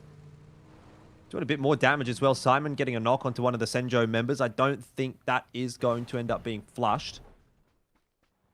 Day trade on their way in, still outside of the zone for the moment. NRX and Made in Thailand rotating past one another. Jacob and Suzu Nami don't see each other? It does now. They do. Yeah. That's That's unfortunate. Kind of feels like, and I could be wrong here, but it kind of feels like NRX started really well in terms of day one, when we saw them a little bit on day one, and maybe day two obviously wasn't as good for them, but just dropping off a little bit today. So far, 15th, 12th, 9th, not really being able to have much of an impact. 777 now, though, has a bunch pushing onto him. Now over to Senjo as well. Now this is going off, and Janku knocked down onto both Linksy and Kang very quickly too. Or not, maybe. He's been given the time to get that first aid kit off, and now he's going to finish off Steel. No, the flash is good, but maybe not enough. Janku 1-on-3 against Senjo, and he finishes it off. We go back over to Archangel Predator and the Expendables, and somehow the Expendables have actually been given time to rotate in. So Archangel Predator have a few more members to deal with. Mad Dog down early on in the piece again, and is this going to be another fast, swift exit for Archangel Predator? Yeah, they've just not really been able to win the majority of their fights over basically the last 2 days now.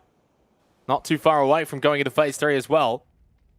And the Expendables are a team that have actually done well in terms of fighting. Of course, they've been doing a lot of it in Pachinki, so they're more than capable of this sort of close quarter 4v4 kind of combat. I think this suits them probably more than Archangel Predator right now, but Jun is the potential weak point here on this team, not because of the player skill, but because Algenbot is watching like a hawk for him to push out. Not only that, but Nan got 777 downed inside of the warehouse. Suddenly, the shoe's on the other foot. Things have turned around. This is a big nade that's going to be thrown out from Levi's. He's got a second. The first one is pretty good. Gets that down onto CJ. Figures, why not go for the flush? That nade is perfect as well to get rid of Mad Dog. It's only Nan and Algenbots that's left.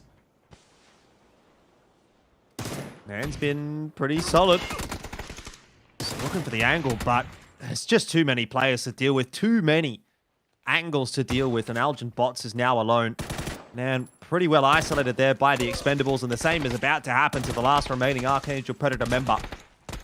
He's already copped a good amount of damage. Gonna try and get a medkit off, but just no chance at all. Wow. 777 goes charging at him with a double barrel, and that's Archangel Predator out again early on. NRX follows suit pretty damn quickly as well, so no luck for the Philippines in game number 14. Yeah, very disappointing. Bottom 4, just not able to win their fights, not finding any form. Everything that's going wrong is just a disaster for them. As Sapao now knocked down onto Smelt. Boundham United and Luxurious Esports have had some little battles between each other over the last few games. Remembering though, for Boundham United, they do not have Zest. Simon down at half health, has a nade in hand, and then throws it out to 7401. Cooked it perfectly. Flash in as well, and I think a Molotov too. Simon is down, but that Molotov did get selfie, and Simon gets finished off. So Boundham United fighting and fighting well, but only down to 2 players. Well, he was a bit confused for half a second So there, was I. but cottoned onto it for a second. I was a bit confused too. I thought he'd gone through the floor or something, but in the end, BN United, they do walk away with the fight win and the compound control, but they lose the player for it. Still, Glorious is picking up so many kills today, isn't he? He is on a tear. Yep. But it's not enough. And again, isn't this just Boundham United to a T, though, Jordan? Right? 7 kills, that's great. 2 players alive. Not ideal in terms of getting placement points. Now, fortunately for their sake, we are under the super point rule set, so they are getting the most out of these kills. But I think you definitely want to be seeing them find more placement points over the course of next week. 10 seconds until phase 4. Clories continues to just light up the lobby with a bit of help from Sapao, Jacob, and Thanawa down for Made in Thailand. Yeah, I don't know that they're going to be getting rezzed either. Clories will finish off both of the kills, and Made in Thailand are really lucky to have their last 2 remaining players. Oh my god, he's pushing. Clories, he's a madman. He doesn't care. He's the Terminator. I was thinking the same as well. Oh, that nade's good. Oh, maybe not. It's gone underneath the plywood there. Apparently the plywood is a bit too OP. It doesn't take any damage. But the Molotov's on both of them. Wait. Glories cannot be stopped. Esquilusia goes down as well. What? He only got one of those because one of them was a team kill. Esquilusia actually knocked him. So I don't know if they got the That's point not for fair. that. I want my fantasy points. Well, here it's on 5, and Sapao with a knockdown onto Ranger X. Boundham United have gotten more than enough from just kill points alone. Goes That's again. a decent flash as well. I think that might be full white. He's blinded. He's dead. He's down. Pathampong got blinded. 2 more to come. Cloris with the AUG has got the reload. 40 bullets in the chamber, but it's the swing from Exquisite. It's too good. Only Sapao that's left. What about Sapao, though? He has been playing second fiddle to Clories, but he's been putting in some damage himself. He's going to give it a crack. What else have you really got to do inside the Molotov? Eventually, just too many players from Therathon 5 and BN United. Well, it was a flash in a pan, but it didn't last too long. 10 kills, though, they've gotten. Oh, imagine. Imagine they would have all survived. What a game that could have been, but that was fun. Yeah, but now I don't want to take anything away from it. 10 kills is a tremendous effort, but you can also just go and get like, a top 4 finish with only a couple of kills, and it ends up being a similar result. So it's all about now for Boundham United. You got the kills. You got the kills down pat. They've been doing it all week long. It's now just about being able to survive, find some placement points, do what you're doing, but try and do it later in the game, as this is a nice double from Exquisite for Theraton 5. And it sometimes feels like this team goes under the radar, Jordan. We don't see them all the time, but they just keep that scoreboard ticking over. Nice double. They convert quickly with the nades. Very quick to finish off Extraordinaire. Pathampong, though, knocked down and will get flushed. No, ran out of ammunition. Can they save him before he gets flushed? No. Niall is a bit of a bully, and the Molotov will finish him off. Or not. Has it actually spread? Yeah, I think it did. Rosito Jr. is going to grab those shots anyway. Yeah, Theraton 5, nicely done. That area of the map in particular, right in the center, it sort of feels a bit like a death compound. We've seen quite a few teams try to rotate in there and have their problems. Obviously currently occupied by Theraton 5, but do we see maybe Alter Ego try and get in there, or one of the other teams that's rotating their way in? Oh, indeed, we do. Alter Ego, they've sent it off the high ground, and it's just another team to run to their deaths, really. I just bring your attention here, Jordan, as we go to phase 5. Day Trade's positioning. If you're not sure where they all are, you got Norrens and Poochills kind of center, and then Flash all the way down to the south, Belmont down towards the southwest. They are split as split can be. AAA in that compound, of course, and then pretty much where the majority of this game has been played is still inside of the circle, as we see Monty and Bryn end out the game for Team Bliss. A bit of a quiet one, considering the performances we saw from them. On Aaron Gell, just the 2 kills, 1 placement point for 8th place finish. Gets them up into 104 points. But Cerberus still alive with 4 players. Could look to maybe overtake them by the end of this game. Well, who's looking like they're going to walk away with the victory at the moment? Unicorn Phoenix also 4 alive. You mentioned Day Trade just before, so those have to be 2 teams on the tip of your lips.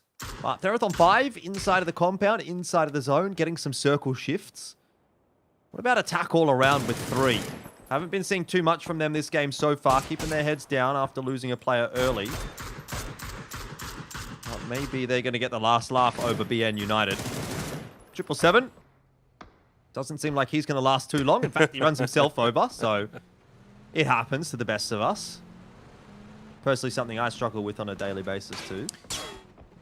And phase 5, minute 40 remaining, but 20 alive. So it's really going to come to a standstill over the next 5-6 minutes. Probably not expecting that grandstand finish in the next 5 minutes. More so, things to probably slow down, because there's a lot of room, a lot of terrain to still play over. Hopefully, we can get a bit of an extended fight here between Day Trade and Cerberus to give us a bit of a filler fight before we do get to that little slowdown patch of the game. Norrens did get knocked, so a decent start here for Cerberus, but they will have to push into this position that Day Trade now occupy. It's going to be a big fight for Cerberus. They've given up a lot of ground today to the likes of Team Bliss and BN United, even Made in Thailand. And Cerberus, of those 4, really has been the only team, I think, that has just slowed down in the last couple of rounds. They started well, but haven't really been able to maintain that pacing. We'll see if they can pick it up here again. 0 kills in this game thus far, but 4 players alive. Phase 5, getting a bit deeper. Day Trade, they have under pressure. Got the blue at their back, Cerberus. They'll have to go past Day Trade. They do have the high ground to play with as well. Doesn't look like it's really going to ensue, though. Not the way that we had hoped, so perhaps, as you say, a bit of a slower period to ensue in this game for the next couple of minutes. Yeah, no reason for Cerberus to push immediately onto that position of Day Trade, because if they force that fight, I think Unicorn Phoenix then third party. And then I think both of them probably lose, and Unicorn Phoenix are just laughing. So we'll see what happens here for phase 6 and where we're going to be heading. And it's, well, what I would almost consider neutral territory, because those teams like Alter Ego and Theraton 5, Unicorn Phoenix towards the more northern side, they have to push down. Day Trade, they're still in, yes, but the position is not going to be in past phase 6. And it also means Cerberus has to move. So I think it's obviously attack all around. I'm pretty happy with this, but they've only got the 3 players. There's still a lot that they have to cover with this kind of circle, since it is still early day. It's still only phase 6. I'm expecting this fight, though, to come to a head, or at least, sorry, to finish off, I should say, here for Theraton 5 and Alter Ego. Don't generally see Alter Ego towards the top 6, so good to see them battling away towards the end of this game. Yeah, they're in dire need of some points as well. But it's only the couple that they've got left, so unlikely that they'll be able to get a huge chunk of points out of this one. That circle shift, by the way, incredibly favorable for attack all around. It's gone down to their compound. Day Trade just sitting on the outskirts of it might be in with a sniff as well if they can win their battles up on the high ground. But Cerberus and Unicorn Phoenix they'll have to deal with. Well, actually, maybe not. Cerberus are going to go rotating their way down. Gloom's is going to look for the God Nade once again. It's gone a little too early. And the spray doesn't really quite connect either. So Cerberus, for the most part, do get past unscathed. And that is going to cause a bit of a headache for attack all around. And they've got the better position, too, of this little town. At least for the time being. They're on the other side of attack all around. And if it does continue to favor a bit more of that western or northwestern side of the circle, they'll be in a great spot for it. Now there goes Alter Ego. They finally lose out to Ranger X and X-Crozit. Duck by with the down onto Gem. So that's 2 down at the moment for attack all around. And this is now Unicorn Phoenix making the move, pushing over to Day Trade. So we've got battles everywhere. The north side, the south side, as well as the east side. Hungbo Ditch taking down a half health. That nade just falling short of doing more damage to 2. He throws one as well to Pujels. Hemas gets rid of attack all around. They can't survive for very long. Now that was a 4 versus 3 in favor of Cerberus. They now have that compound to themselves. A big position, a big power play for them. And Pujels with the down onto Hungbo Ditch. It's 1v2. Day Trade and Unicorn Phoenix know they might be fighting the most important of fights that they have had thus far in PCS6 against one another. It's 1 versus 2. You give yourself points, you take those away from your next best competitor. And that is, of course, always going to be a net positive one way or the other. Of course, what they do need to be aware of, especially Day Trade, is Cerberus. They are about to be the ham in the sandwich then, Oxen. No one ever wants to be the ham. Hey, Saki has found Flash. Unicorn Phoenix getting bailed out of a bit of trouble now, and Day Trade down with 2 on the floor. Nurans and Poochils to try and clutch it out. Hungbo Ditch ensures that it is just 1 remainder for Day Trade. But of course, as soon as that fight is over, as soon as Day Trade has dealt with Cerberus, then also going to start to put that damage onto Unicorn Phoenix. And for neither is it going to be a good situation, I dare say. Such an incredibly smart play from Cerberus pushing onto this, because they had the information that Day Trade was there, and they also had the information of Unicorn Phoenix's position, so they full well know there's only that duo that's left. They don't have to worry too much about that. Dat Blue and Hungbo Ditch, good trades back the other way. Himas and Sololsi, the only 2 standing for Cerberus, so it maybe could backfire here. And now Theraton 5 getting involved too. They're loving this. They could now push in as the last 2 and actually have a pretty fair go at this. They don't have to have a 2 versus 4. It's like a 2 versus 2 essentially to finish off this game. Himas has at least the first angle and allows Sololsi to get that revive, but Ranger X with the Org up close. That Org started it all with Glorious and might just end it all. Although Ranger X now in a 1 versus 2. High ground. Haisaki close. Sat down. Now sees Sololsi. Has a first aid kit, but no nade. And Sololsi pushes up. He pushes in, but he loses out. They're at all 5 with a 12-kill victory. And they're pumped about that one. And they will ensure it is still the big 3 picking up wins on Miramar. 2 for Day Trade, 2 for Unicorn Phoenix, and now 2 for Theraton 5. No one else has picked up a win on this map so far in PCS6, and that is a huge clutch for Theraton 5. Cerberus, it's not the first time tonight that's happened to them either, is it? Yep. They lost to Insight in the very first game after dealing with pretty much everyone else. And now they do the same. They get rid of Day Trade. They get rid of Unicorn Phoenix, but they forgot. They neglected to think about Theraton 5. And in the end, another clutch victory is stolen away from them. And this time it's Theraton 5 that'll be the benefactors of that. Obviously very exciting as far as the scoreboard is concerned now, because Theraton 5, they were getting pretty close to Unicorn Phoenix. It's not a bad win to pick up. 8 points, Jordan. Close the gap again. 8 points between Theraton 5 and Unicorn Phoenix. That's the gap now. And talk about a finish to that particular match. 1, 2, 3, 4 on the leaderboards. On the leaderboard, we're 1, 2, 3, 4 in that particular game as well. So, obviously not in that direct order, but still something you don't probably see too often of. And then, well, we get the sort of standstill finish, and we've got one more game to go, of course, today. So can it match that? I feel like the game we just had probably would have been the game you'd want to finish the day off going into the second week, but a big, big finish. The other thing to note there, Day Trade got no kills from that. So while they did finish 4th and they got the placement points for it, they didn't really go too massive in terms of points. Neither really did Unicorn Phoenix, only 3 kills, 3rd place. So the gap between 1st and 2nd is still about 33 points.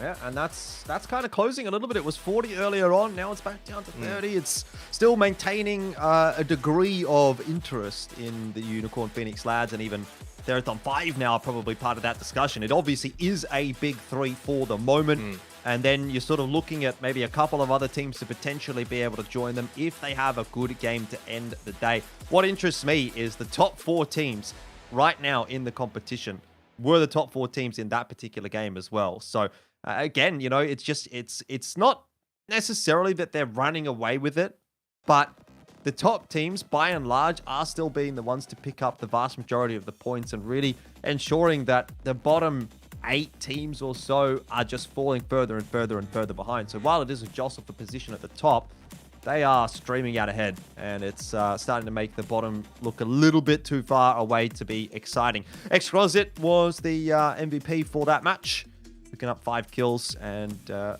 decent kill proportion for his squad as well. So credit to him. Derathon 5 needed someone to step up, and he did it. Certainly did. And you mentioned the sort of top portion of it. I think even for the middle portion of the lobby, that gap between 7 and 8 now, as we see just the match leaderboard and soon to be the total leaderboard, is now almost 30 points. It's 28 points between Made in Thailand and the Expendables for 7 and 8. So ultimately, that gap is getting way too big now for my liking. And it just generally does mean we have that split down the middle. We got a top 7, we got sort of like a bottom 9. That is starting to form. So really, when you look at, yes, the top 3, the top 4 kind of team, the problem is you kind of can't really stop there, because the difference between, say, Made in Thailand in 7th position, 95 points, they're only 11 points behind 4th. So they're still in that kind of conversation at the end of the day. Now, we got one more game to go. When we do come back from the break, it's our final game for week 1.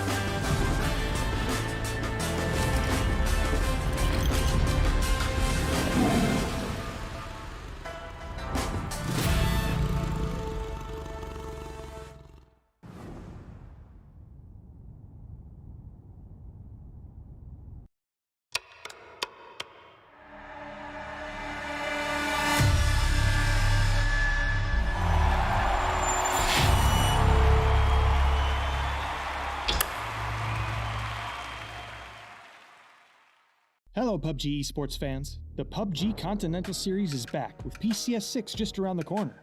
As the finest teams around the world prepare for battle, it's time once again to learn about what prizes you fans can bring home with the Pick'em Challenge.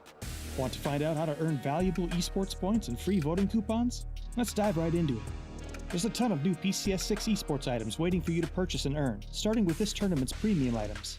Until May 6th, you'll be able to pick up PCS6 themed items for your own games and support your favorite teams while doing so.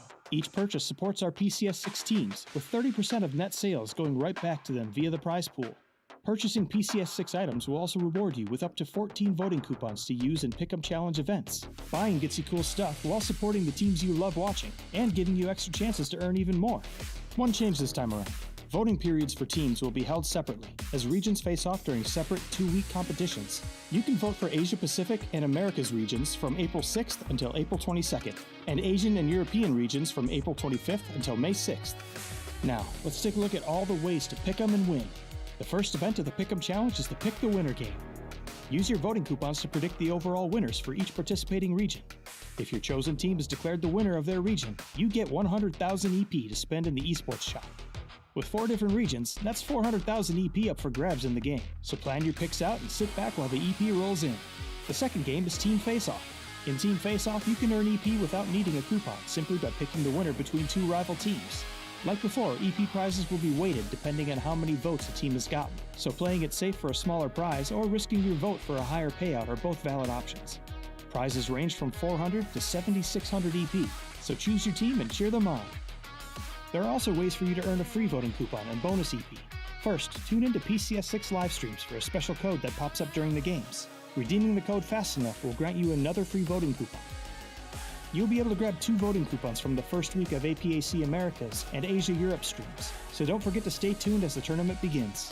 For even more EP, make sure your Crafton account is connected to Twitch. You'll earn EP through drops by watching official tournament broadcasts. You can also play the Pick and Go game on official PUBG Twitch channels. Pick and Go puts you up against randomly selected players to each choose the 9 teams you think will perform best in the next match. Enter your picks and watch your score grow as the match goes on. If your points beat out the other teams, you'll earn some EP. A new Pick and Go game starts each match, so play often and win more.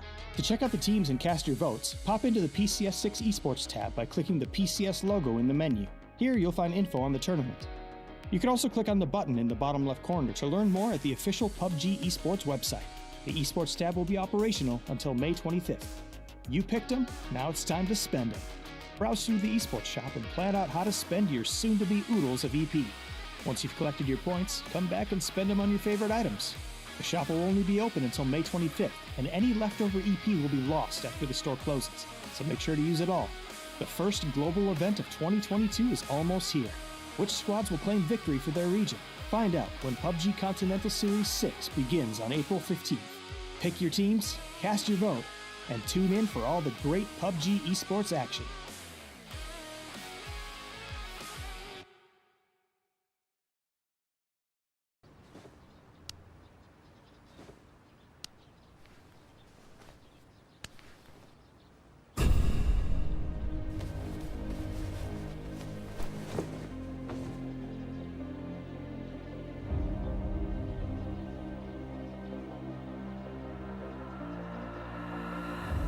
I know what you really want.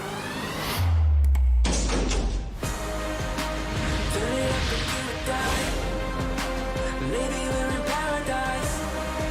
I'm feeling like a hero. Turn it up and do it die. Everything is on the line. I'm feeling like a hero. Turn it up and do it die. Maybe we're in paradise. I'm feeling like a hero.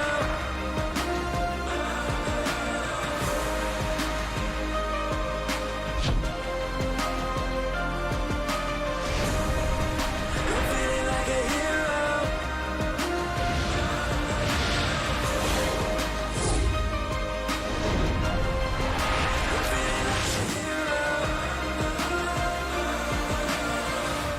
Born ready.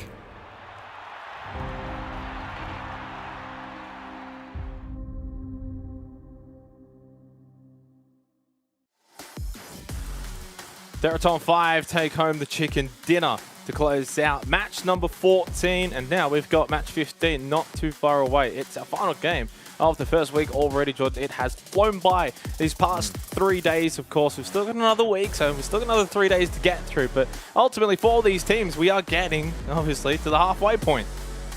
Yeah, it's crazy how quickly it has gone. I guess we're all used to the 3-week format that used to happen last year in PCS5, and would only be a couple of days deep at this point in time. But yeah, 3 days steep, and halfway point is about to come up after one more game. Day Trade, I mean, they're on for a 300-plus tournament at the moment, which is phenomenal from them. Unicorn Phoenix might be able to get somewhere like that as well.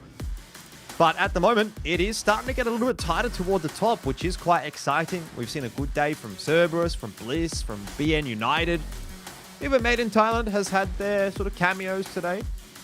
So I don't know that we can necessarily lock things in just yet, which is always good. You know, you don't want to get to the halfway point and say, oh, well, it's pretty much guaranteed that X or Y is going to win. No, you never like that. It's never a good feeling. And fortunately, we're not in that position. Yes, obviously, you've got a leader. Although someone has to lead, whether it's from round 1, round 15, someone's going to be in that first position.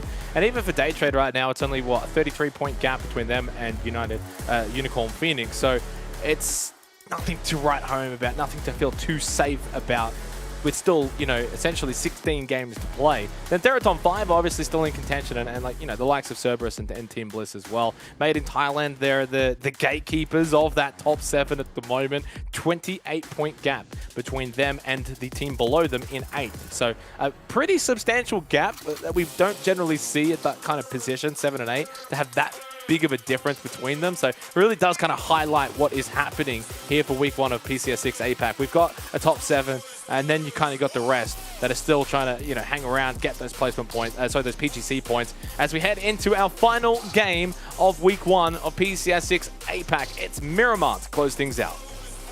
It's a very hard southern playing path as well here on Miramar, which you'd look at and say, oh, that's not too ideal. But, you know, Miramar tends to be one of those maps where not many teams are looting really high up toward the northern side, right? La Cobb tends to be the highest point on the map that does get played, unless the zone shifts for some reason quite crazily super far north. So again, I don't think too many teams are going to be disappointed by the way this playing path has worked out. And it's a good start to the final game of the day. Teams that we're looking for in this one, you know, I guess Made in Thailand, BN United, Team Bliss, and Cerberus, for me, are the ones that I'd really like to be seeing getting points in this final game of the day, just to, you know, elevate at least one more of those teams up into that top of the pack, right? It's a top 3 at the moment, I guess you could argue, but can it maybe be a top 4 going into the final week of competition? Well, it depends on those 4 teams that I listed. So final game to close out the first week. It's not... Sometimes it's not imperative to close out the first week because there is such a big gap between, you know, week 1, week 2. It is going to be the first time where teams can really go back, look at the VODs, and spend the next couple of days going over some things and how they want to maybe change things up, whether it's playstyles, positioning, tactics, whatever it may be. Whereas when you're playing 3 days in a row, you probably don't want to meddle too much with that. You kind of just want to play the games as they are and as they come. So next week, we may see a couple of teams making some moves as we get a nice little overview here. I'm imagining into the kill graphic, and indeed it is. Clories, once again, is a big feature on this graphic. 7 kills, 815 damage, a clear standout. But Exquisite and Ranger X, the duo for Deraton 5, which basically got them the win. A big game from them too. Yeah, very big stuff from Exquisite and Ranger X. Nice little cameos in there from Himas and 777 as well. But, I mean, to me, Cloris has pretty much been the player of the day. I feel like he's been having an absolutely phenomenal run of time. And I think there's a big reason why BN United have been able to improve their standing quite substantially. Need to see that kind of continuing next week as well. Deraton 5, though, they have been, you know, outside of Day Trade and Unicorn Phoenix, the one other team that has been really, really quite consistent. Picking up a few wins here and there. Maybe not as flashy as the top 2. But I almost want to even make the argument that they've been a bit more consistent, right? They're always in the mix. We did say that they've been flying under the radar a little bit, but they're always keeping that scoreboard ticking over, and that's been their main benefit for this season so far. Been doing it a little better than everyone else. 76 kill points, 51 placement points. So you wouldn't mind maybe seeing the placement points get picked up a little bit just to match the kill points. But overall, really, really good solid tournament so far from Theraton 5. Same can kind of be said for Cerberus. And, I mean, it's been a nice positive change for Cerberus from previous seasons as well, I will say. They've been one of those teams that they're a bit hard to pick. You know, they're a good, solid team, but sometimes they finish quite low in the APAC ecosystem. Sometimes they finish a bit higher up. But this season, it's looking like maybe a top 5 on the cards. Well, for Cerberus, it's always been that they dominate locally. And every time they come into APAC, you look at them and you look at their local stats and numbers and you think, well, they're going to be a contender. And yet they never are. And it's always a bit disappointing because you can see the talent. We could see the talent back in the day. And now we're seeing that finally come to fruition for them. So really happy for those guys. Of course, they've had a couple of little changes here and there. And then Batman United. I mean, 76 kill points is absolutely insane. That kind of kill point number is usually good for, I'm not going to say maybe day trade right now, but definitely say, Unicorn Phoenix. If they had the placement points of Unicorn Phoenix, they're basically in second. So that's kind of a strange one for Batman because right now they're in 6th. And yes, the points difference between, the top 7 and excluding the top 2 is not that much. You just have to wonder, that's a lot of placement points that have sort of been left on the table a little bit. Maybe. Obviously, still a ways to go, though, for the entire season. So that's something that can be rectified next week. Unicorn Phoenix, there's those 53 placement points. Yeah, what if that was equal to kill points? They'd be right up there with day trade, but Shin V leading from the front. And I think, to be honest, all of those players have been able to kind of make inroads. It's been a good across-the-board performance from Unicorn Phoenix. Nice to be able to see them do it. Ooh, 74-01, lucky to survive. But it's nice to see them do it from one season to the next. They're not going to be that one-season wonder that we've seen a couple of times here in PCS APAC. A team really pops up out of nowhere. You think, oh, wow, these guys are sick. They have one good tournament, then maybe they don't qualify or they come back and don't really get too much done. Doesn't seem like that's going to be the case for Unicorn Phoenix. They seem like they're here to stay.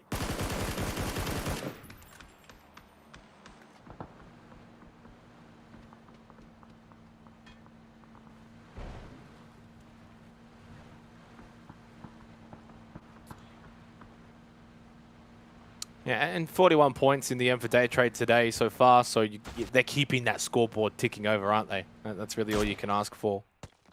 And while, Unicorn Phoenix haven't been bad by any measure, it's only like roughly kind of 20-ish points. I think it's actually like only 18. So they haven't really been able to keep the pace. But fortunately, not too far behind anyway. But I think for day trade, right now, the best team by far. And deserve to be in this top spot at the halfway mark. The question will be sort of how do other teams respond going into next week? And does day trade drop off a little bit? Do other teams try to lock them down or make it more difficult for them to get positions or rotate or who knows? Or maybe there's just a luck factor to it as well, where maybe next week they just don't have things go their way. It does happen. We're seeing top teams have some things quite not go their way and spell the end of a good campaign. So much to still get through. Well, so far nothing really to note from this game here on Miramar. No. You got Archangel Predator being a little bit late in on their rotation, but almost don't mind that. Certainly hasn't been their tournament so far, so maybe just taking a bit more of a relaxed approach earlier on. Maybe probably beneficial for them. Well, Not sure what on earth has happened to them. Yeah, that's the thing. They're the standout, but for all the wrong reasons. I think out of every other team, when you look at that leaderboard on the left-hand side of your screen, I would honestly say you look at that top 7, it's hard to disagree with any of those teams. Maybe like a Theraton 5 coming into the tournament, you wouldn't have expected to see them performing as well as they have. And you kind of look at the bottom half of the table, and it's Archangel Predator that are the clear standouts as to what's going on. And I think for me, yeah, definitely Archangel Predator, but maybe attack all around as well. But even at least in the instance of attack all around, you kind of have that excuse of, oh, well, they've been getting hot dropped in Pachinki. They've had to deal with that, and that's part of the reason why it's been a bit more difficult for them. But Archangel Predator haven't really had to deal with any of that. It just hasn't really come together for them at all. Like they've had one good game. Yeah. Very first game of the tournament. So we know it's possible. It's definitely there. It's definitely they're definitely capable of it, but something's just not happening for them at the moment. They're going to have to come back next week and have pretty much the week that Day Trade has had this week if they want to get themselves into even a reasonable placement. If you were to take out their first game, they're second last, and that's just staggering to think about for a team that has so much talent that has been able to do so well in the past. So hopefully for their sake, can turn things around next week. Tackled around. You know, they're still thereabouts, and despite the issues in Pachinki, they're still able to keep on keeping on. They're not too far away from, you know, the expendables themselves for that 8th place. And I think top 8 right now has to be the goal for a lot of these teams moving forward that are not inside of the top 8. It's not even about top 7 anymore. It's about that 8th spot. And if you do happen to get into the top 7, well then great. That's awesome. But the gap is already starting to get pretty big as Balnam United. I mean, they've just been so aggressive. And when Glories either has an Augur or a Groza, he does good things. He got the down onto Nisil. And Suzunami got a tag back and just says, wait, don't get too aggressive there, Glories, who is just absolutely... If there's a player of the day, it's got to be Glories today. I agree. Or maybe Insight 100%. for that play earlier, but still, Glories has been fragging. True. Yeah, I think for me, Glories goes number 1 and maybe Insight gets number 2. You know, honorable mention for Insight, but Glories has really just set the server alight in almost every single game. BN United, they are in the mix early on in the piece again. Simon getting the knock and the flush. Nicel out of the picture, and that is the first kill for BN United in this game. It's an interesting little tally that we've brought up there on the points table. The winner chicken dinner. 5 for Day Trade, 3 for Unicorn Phoenix, 2 for Theraton 5 and Team Bliss. It's funny that. It wouldn't really change much really besides Cerberus, would it?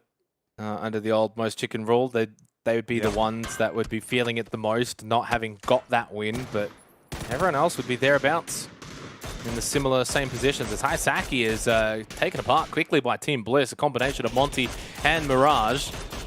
Ren trying to land a few shots as well. 4 times on the mini, able to get by. And back into the Barado here. Yeah, not really what Cerberus was looking for. I gotta say, I feel a little bit sorry for Cerberus. They've had a couple of really close chances to walk away with wins. 4 second places so far in the competition, and 2 4th places as well. So it isn't as if they haven't been in the mix. Just they haven't been able to convert any of them. And 2 today that they very much could have. Actually, maybe even 3. Now that I think about it, that could have very much gone the way of Cerberus. But the PUBG gods are conspiring against them. Still. It feels like job of keeping their name in the mix. It feels like Sanjo and NRX just keep running into each other this whole day today. Ooh, it's Balnam United going to hard send it into Cerberus, and yeah, hang on, because this could be one that either goes quick or does drag out. Clory's up close with the Groza, gets the knockdown onto Sololzi, but there was one back by Himas anyway. Clory's, he's low, he's got to be careful. If he goes down, nice shift, transition over to Himas as Clory's is continuing his tear. It's only Duckmai that is left, I believe in a 1 versus 2. Well, Zest is up, but not for too much longer. It's a 1 now versus it's on 1. to Simon in a 1-on-1. Info is definitely there because you do still have Sololzi giving those comms across, but he's been finished off. Simon, can he clutch it out? Is he looking for the res right now? He might be sitting down. Duckmai working his way forward. Simon's gone outside. Clories will be finished off. Duckmai sends his regards on the way out, but in the end, will not survive, and Cerberus is eliminated. But it's the same old tune, Jordan, for Balnam United. Yeah, they walk away with 4 kills. They've got 2 players alive, but they're not going to get placement points. It's just their way of doing things. And look, whatever works for them, that's great. But I don't know of too many teams that have gone on and got top 2, top 3 with only kill points and no placement points. So it will be a factor. I'm telling you, by next week it certainly will be. As Simon is pushed on immediately, here comes attack all around, and yeah, it's going to be 4 kills. And second last place is Zest is the last word alive, and is spotted immediately. Jay has got rid of look at all Simon. those shots. It's disappointing because they've got the fragging power. We've seen the capabilities. Glory is probably up there, you know, man of the day, as Gems will finally get rid of Zest. But Boundham United just struggle to stay alive. Lost the owner's circle. It's gone hard south. I would make the argument, I think, that attack all around probably need to make that a little cleaner. Losing a player, not too great, especially when Day Trade even is looking in that direction as well. You know, they're putting shots into BN United as well. And so just another one for attack all around that goes well, but maybe not well enough given the circumstances on the scoreboard. If they want to be elevating themselves into the top 8, they need to be winning that cleanly and having a good game here. Shoot. Will not go down to the grenade, but How finishes off Shin V, and that should be enough to get him both of the kill points confirmed.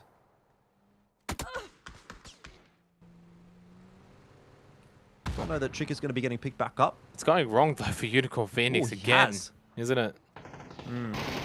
So that's what, down to a duo. Hungvo Ditch, Dat Blue, only ones left standing. Dat Blue does get the down onto Kid X, but it's a matter of damage done already that is going to be at play here for Unicorn Phoenix. And I'm still not even sure if Dat Blue gets out of here alive. How? Trick, good positions. Trick, though, just got caught in terms of timing. Nice little flick 180 from Dat Blue. Nile gets taken down to half health, but it's Nile who does actually get Dat Blue out of here. Made in Thailand go out as well, and I'm sensing we're going to be seeing Unicorn Phoenix finished off as well shortly. Only the solo remaining player of Hungvo Ditch. So this has just suddenly been the top portion of the top 7. We've seen Boundham, Made in Thailand, Cerberus all out. Team Bliss now down to 2 players, and Unicorn Phoenix down to 1. This is literally Day Trade's best case scenario playing out before our eyes. Yeah, Day Trade are loving this, watching the kill feed right now. They're at on 5, probably not too disappointed either. And honestly, you got to say for the Expendables, this is another good opportunity for them to just get themselves squarely into the top 8. Don't know that it's going to be too easy to jump into 7th place, but it's a good chance to catch back up. That said, Bryn is going to be rezzed by Insight, so job is not yet done for Alter Ego. Monty's also kind of hanging around. So Team Bliss back up to 3. Teddy's in a great spot, though, and will be able to execute Bryn. Just an unwinnable scenario, really, there for Team Bliss once so much control had been given over to Magic Esport and Alter Ego.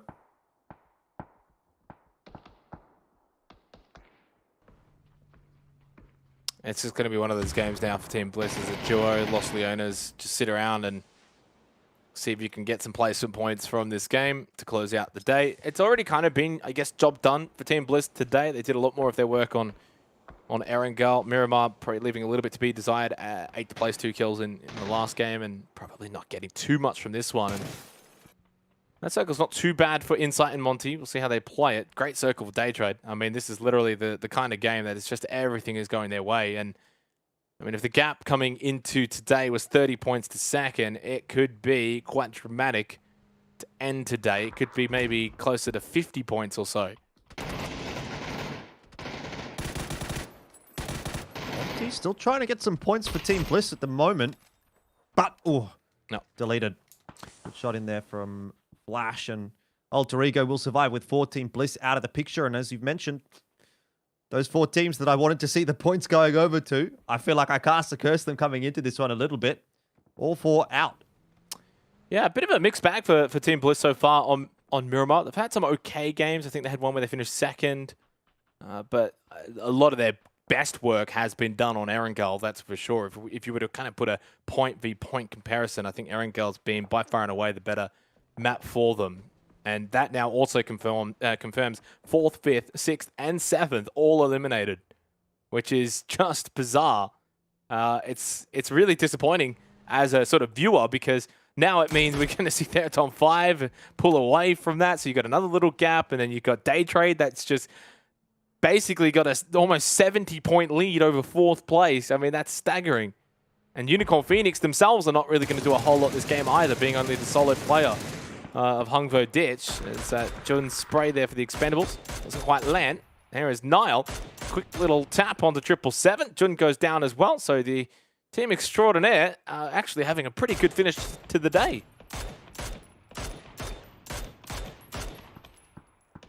Luxurious picking up the points. And maybe a couple more as Nile is inside of the blue. The shot's not quite connecting for 74L1. Extraordinaire. Well, 4 points to end the day. Definitely could be worse. Out in 12th. And Luxurious Esports can now turn their attention toward the Expendables, who do still need to be aware of Hungvo Ditch's position. This is not really a good spot at all for the Expendables to be in. They're sandwiched between Luxurious Esports and Hungvo Ditch as well, who isn't really looking in their direction at the moment, but if any kind of conflict were to ensue, he could go across and try to clean something up. Has spotted 74L1, so maybe it will work out still for the Expendables. Oh, it's tough though, especially as the duo on the wrong side of the road with a solo behind you. It's just a matter of how much more can they get. Well, they do get rid of 74L1. And they have spotted Hungvo Ditch behind them. If they can take this fight 2v1, they shouldn't really have any other interruptions, and it should then mean another kill for them. So at the very least here for the Expendables, taking advantage of those teams directly above them falling out early, and will pick up a decent amount of kill points in this game. There goes Unicorn Phoenix as Hungvo Ditch dies out to Jun. And Luxurious Esports are just going to feed the Expendables some even more kills. Not a bad little way considering they are the duo. But the Expendables, you can see on the leaderboard, Jordan, 8th place, 75 points. Now they've got themselves into sort of no man's land where they're 15 points clear of the team below them, 20 points behind the team above them. Patampong. Oh, takes a huge chunk from that grenade right behind him. He was lucky he didn't take a step or two back further. Otherwise, that could have been the end of him. Marathon 5 are taking up much the same position that Team Bliss got stuck in against Alter Ego. And it's not just Alter Ego they have to worry about. Magic Esport is there as well, firing shots down on them, peppering them. They have a sneaky snake to deal with, though, as well. So their attention, at least for the moment, is diverted towards Smell.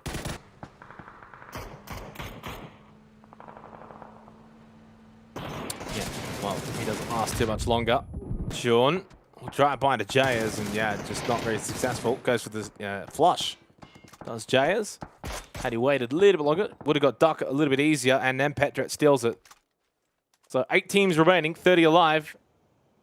About 80 seconds until phase number 6. Inside of the smoke, Alter Ego and Exquisite just sitting and waiting. And yeah, this is now where we need to see Theraton 5 really make hay while the sun shines. With all those below them, they can really extend the lead going into next week. Easy one for CJ. Archangel Predator into the top 8 with 3 players alive. Can they have a decent finish to the day? Looks like they might. NRX also trying to fire some shots in here onto Archangel Predator. No mercy for either of the teams from the Philippines. And I mean, this is much better, to be honest, from Archangel Predator than what we've seen from most of the competition so far. Into the top 8, at least they've got 3 players alive. Making a wall of smokes, or really a tunnel of smokes, I suppose. Ask the question about Theraton 5, and they're out now. 8 out of 16. So 1 placement point for them. Nam Zhao is in such a cheeky position. This could be a 2K if he gets it right, but timing just about got the better of him as the zone will knock him down. Some shots, I think, come through from Nan there as well, and Mad Dog will be the benefactor of that kill point, but we do still have one NRX player to deal with, and Nan has found that out. Suzunami. Yeah, Day Trade have now got 3 kills. They've got the circle. They've got 4 players alive. And from 2nd to 8th on the overall standings are all eliminated. So they're now playing sort of the bottom half of the lobby.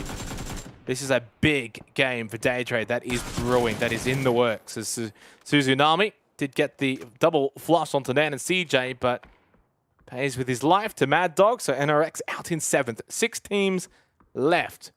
at least a decent opportunity for these teams down the bottom, Jordan, to fight for some PGC points, some extra prize pool, keep in touch with, you know, those directly above them in 6th, 7th, and 8th.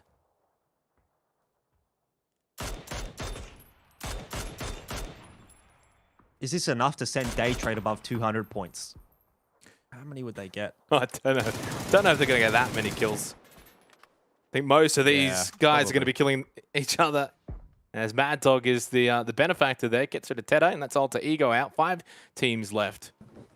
If we had, I mean, Day Trade are winning this game. I'd be very surprised if they don't. But look at that. Senjo have got 4 players alive with 5 teams left. And they make the push over attack all around, who only have the 3 players. An opportunity for Senjo to be the aggressors and to finish strong. Well, they do need to be pretty careful. Attack all around is still a solid squad. They've got some sharp aimers, and you make one mistake and you're done against a team like this, particularly when there's a Grozer involved.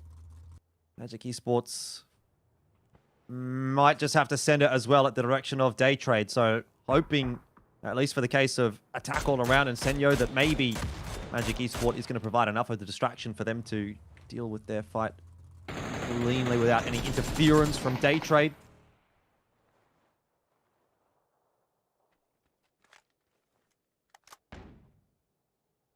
They seem to be doing that. Belmoth, he's doing a bit of sleuthing, trying to figure out. He knows someone's pulled up right underneath him, but these are always some of the worst fights to take.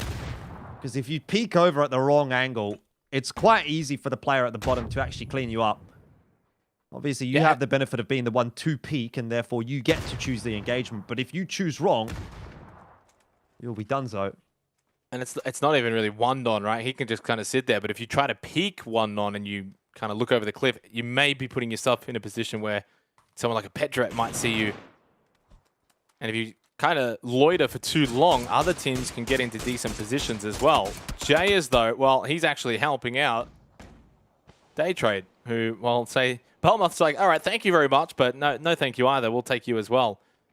Day Trade will take all of the kills that they can try and get. And Endurance has found a good angle and does get one nod. You can see the damage trying to go back the other way, but Magic Esports just feeling the pressure here. Now, Steel's pushed up for Senjo. You can see on the map feed as the rest of his team is trying to finish off attack all around. Then you've got Mad Dog slowly pushing in behind as well. And Flash will just drop down and see if he can finish off Leon's.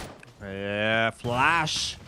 Maybe he's going to have to do a little bit more than that. In the end, it is pretty much going to go his way. Day Trade do clean up Magic Esports, but Senjo, they have chosen the perfect time to make this rotate. They've recognized the fight that is occurring, and they now will be the ones to take control of the compound and the buildings. Mad Dog is still lurking as well for Archangel Predator, searching for that one extra kill point or maybe another placement point as well. Everything matters at the moment for Archangel Predator. Attack all around is watching Senjo, choosing not to fire just yet. I mean, they've got bigger issues though, right? I mean, you see him from Gem's position. Yes, he can see Senjo on the other side of the circle, but he has to move. The blue at his back is going to be pretty much forcing them to now push forward into Day Trade's line of sight. Provided they've got it. I mean, they are kind of stuck on the rock. It is kind of strange how... Oh, that was such poor timing from Mad Dog. He looked away for all of a split second as Norrens was making that run. And by the time he tried to flick back, it was too late. Norrens was already in the better position. So they deal with the solo player. That's big for Day Trade. So it's a 3 versus 3 versus 4 for our final game of the week for PCS6 APAC. Senjo looking for their first win.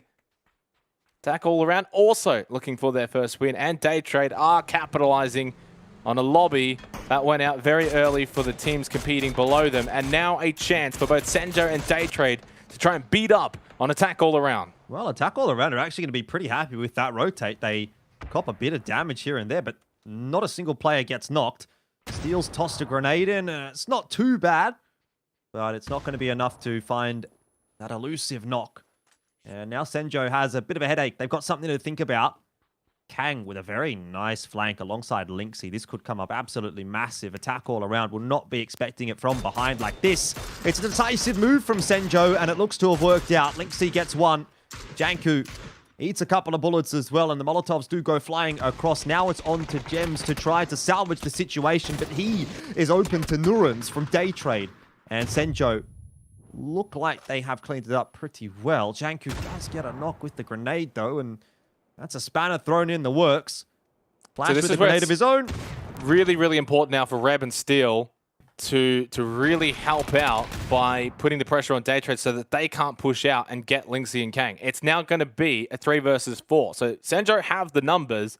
Obviously, Day Trade, well, I mean, they've been by far and away the best team so far this week. But the biggest thing is how much of the area that Senjo are covering here. Day Trade kind of a little bit more hemmed in towards this area of the rock faces, and you've still got Reb and Steel in the best position. You play for the end game here. You play to the point where Day Trade are forced forward out into the open because of the final zone, and then Reb and Steel hold that angle to the end, and as they push out, those two should be able to get the job done.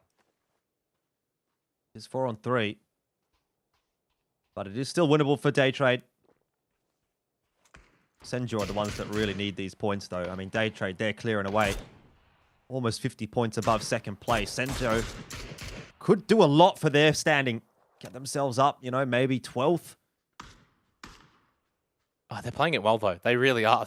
They're honestly not looking like a team that's nervous or making a mistake or overstepping their boundary. Obviously, for Day Trade, they know, as you can see as Puchil pushes up, that they need to do something. So Puchil's is understanding they're in the position that they need to get proactive and make a play. Now, if he shoots there, there's a chance you may see like a Kang or a Lingxi try and push over and get the kill onto Puchil. That's difficult because the Day Trader is still watching. So he takes the shots. That is information, though, for Senjo. Yep. I think he really needs to get that knock there. But doesn't land the shots, and of course, as a result now, as you say, Senjo know where he is. They know there's a player progressed forward. Going to drop that smoke down at the feet of Kang. He'll be able to play around that. And just keep an eye on this northern side of the zone in case there were to be a flank coming. It's not, as we can see. But it's important information to get the knowledge that someone is so close, because that oftentimes is going to be the player that really just brings you unstuck in a numbers advantage situation. Algorithm still says it's about 50-50. Oh, I think it's a little higher for Senjo here. I would say so. I mean, I think Senjo definitely have the better positioning. They've got the numbers advantage as well. But Day Trade, we know, in this situation, is a team that can pull off a win. They've already got 9 kills in this one. They've been fragging well today. They've been doing pretty decently. Not as well as the first 2 days, but very well still in the grand scheme of things. That's a nice knock from Steel. Yeah, and that probably confirms the game now. Now it's a 4 versus 2. They've got the positioning, and it's not so much positioning of the circle, it's the positioning of Steel and Reb, who've played this so well. Now Steel pushes over and spots them both. That's the last 2 players. Headshot from Kang. He pushes over the ridge on the other side. Senjo find the chicken dinner to close out week 1 of PCS6 APAC, and they are wrapped. Look at Steel. The boys from down under take out the final win of the week. Ah, well, it's got to be a good feeling, doesn't it? You know, it's been a little rough for Senjo so far, but to end with a win, it puts you in a good mood heading into week number 2, and it gives you the confidence and the faith that Senjo might be able to come back and do something next week that does elevate their standing on the scoreboard a little bit. So a bit of relief for Senjo, I'd say, in a week that hasn't been going their way, to finally have something get pulled off. Obviously for Day Trade, though, you know, the big winners out of this week, they take a 2nd place in the final game. Once again, obviously it is just a dominant performance from them, and it's another result that steps them further above the rest. Yeah, it certainly does. I said down under, by the way.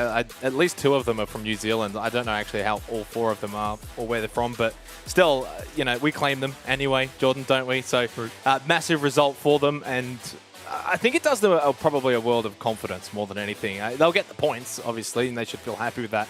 And they haven't been bad by any means. I think, you know, there's that saying that you would say with the teams coming out from the Oceanic region where there's one that generally does really well and the other that maybe flounders down the bottom. They haven't necessarily been floundering all that much. They've just been probably finding it hard to get that good position, translate that into kills, get points on the board. So this is just going to do them a lot of confidence going into next week. And I think they are you know, like probably many of the teams in the bottom half of the standings, one that's going to really be able to go back, look at the VODs, and improve going into next week. Look, they're only 3 points away from Archangel Predator, and if you're only 3 points away from the team that came second in the last season of PCS APAC, then you got to be doing something okay. Look, I know we've been not too happy about Archangel Predator's performance, but either way, you know, expectations aren't necessarily there for Senjo. They certainly are there for Archangel Predator. So all things considered, yeah, nice way to wrap up the week for Senjo. I guess as we are now at the end of the week, we need to start sort of recapping how things have sort of played out here. 15 games done. And I mean, at this point, we were sort of wondering what was Day Trade going to be able to do today. They started off a little bit slowly, thought there was a chance for other teams to catch back up. But in the last 3 games of the day, they really accelerated and have sort of run away with the pack once again. And now they sort of sit out on their own. And it's maybe a good thing, obviously, for them. It's fantastic for them. But for the rest of us, you don't necessarily want to see them get too far ahead. Otherwise, who knows what we're going to be talking about come into the final day of next week. We see our player of the match. It's still big plays. That nade, I think, really being the determining factor of them just being able to get that win confirmed. As soon as that nade lands, I think Senjo 100% win rate from there. Obviously, decent damage, good couple of kills, just an overall really, really good game. The whole team sending it over, pushing on to attack all around.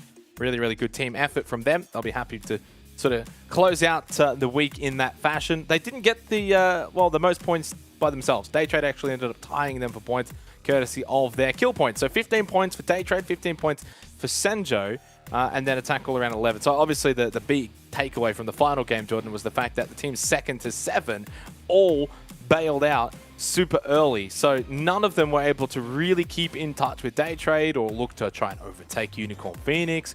And so now that gap has well and truly formed, and it has also kind of reduced a little bit of that gap from, you know, the top 7 to the bottom 9 as we look at the total leaderboard now. 47 points is the gap for Day Trade versus 2nd place, but 2nd place versus 3rd is now only 7 points. So the gap overall for Day Trade, I think from, like, you know, 1st to 3rd, 4th, 5th, etc., maybe hasn't quite gotten all that much better. Although in saying that, as I say that, it's like 80 points now between them and Team Bliss. I think it was brought back down to about 50 points at one point. So I don't know where to really go with it. Day Trade is just on a tear. They certainly are. I mean, the big winners for me today, I guess, I've touched on it a few times, Magic Esports being able to go from 2nd last place to, I think they ended up there in 9th. So they've been doing a really, really solid amount of work today. I think they doubled their points from the entire first 2 days in the first 3 games of today. So it didn't take them long to really get rolling. Good to see, just another team to kind of think about maybe having a chance heading into next week. The Expendables and Attack all around are still sort of floating around one another, even on the scoreboard as well, which makes those Pachinki fights even more enticing too. So there are a lot of things, a lot of storylines that we are going to have to sort of see solidified heading into next week. But I guess now's the time for all of those teams to just take a step back, go and have a look at the VODs, take a bit of a prep time over the next few days and figure out what they can do to come into next week fighting fit and ready to go. Certainly so. Now, of course, Americas, they'll be on at about 8.5 hours time. But for us here, for APAC, that's day 3 done. That means that's week 1 done. We will return, of course, next week to close out the rest of PCS6 APAC. I'm like a dog, I do the most to get off on my leash, yeah. I am a beast, looking for something to eat, yeah. I cannot be defeated, I could take off, I don't need a reason. Anyone to see me sweating, bleeding, I'm about to take off, yeah, believe it, yeah, believe it. I cannot be stopped, no, no. I cannot be stopped, no, no. I cannot be stopped, no, no. I cannot be stopped, no, no.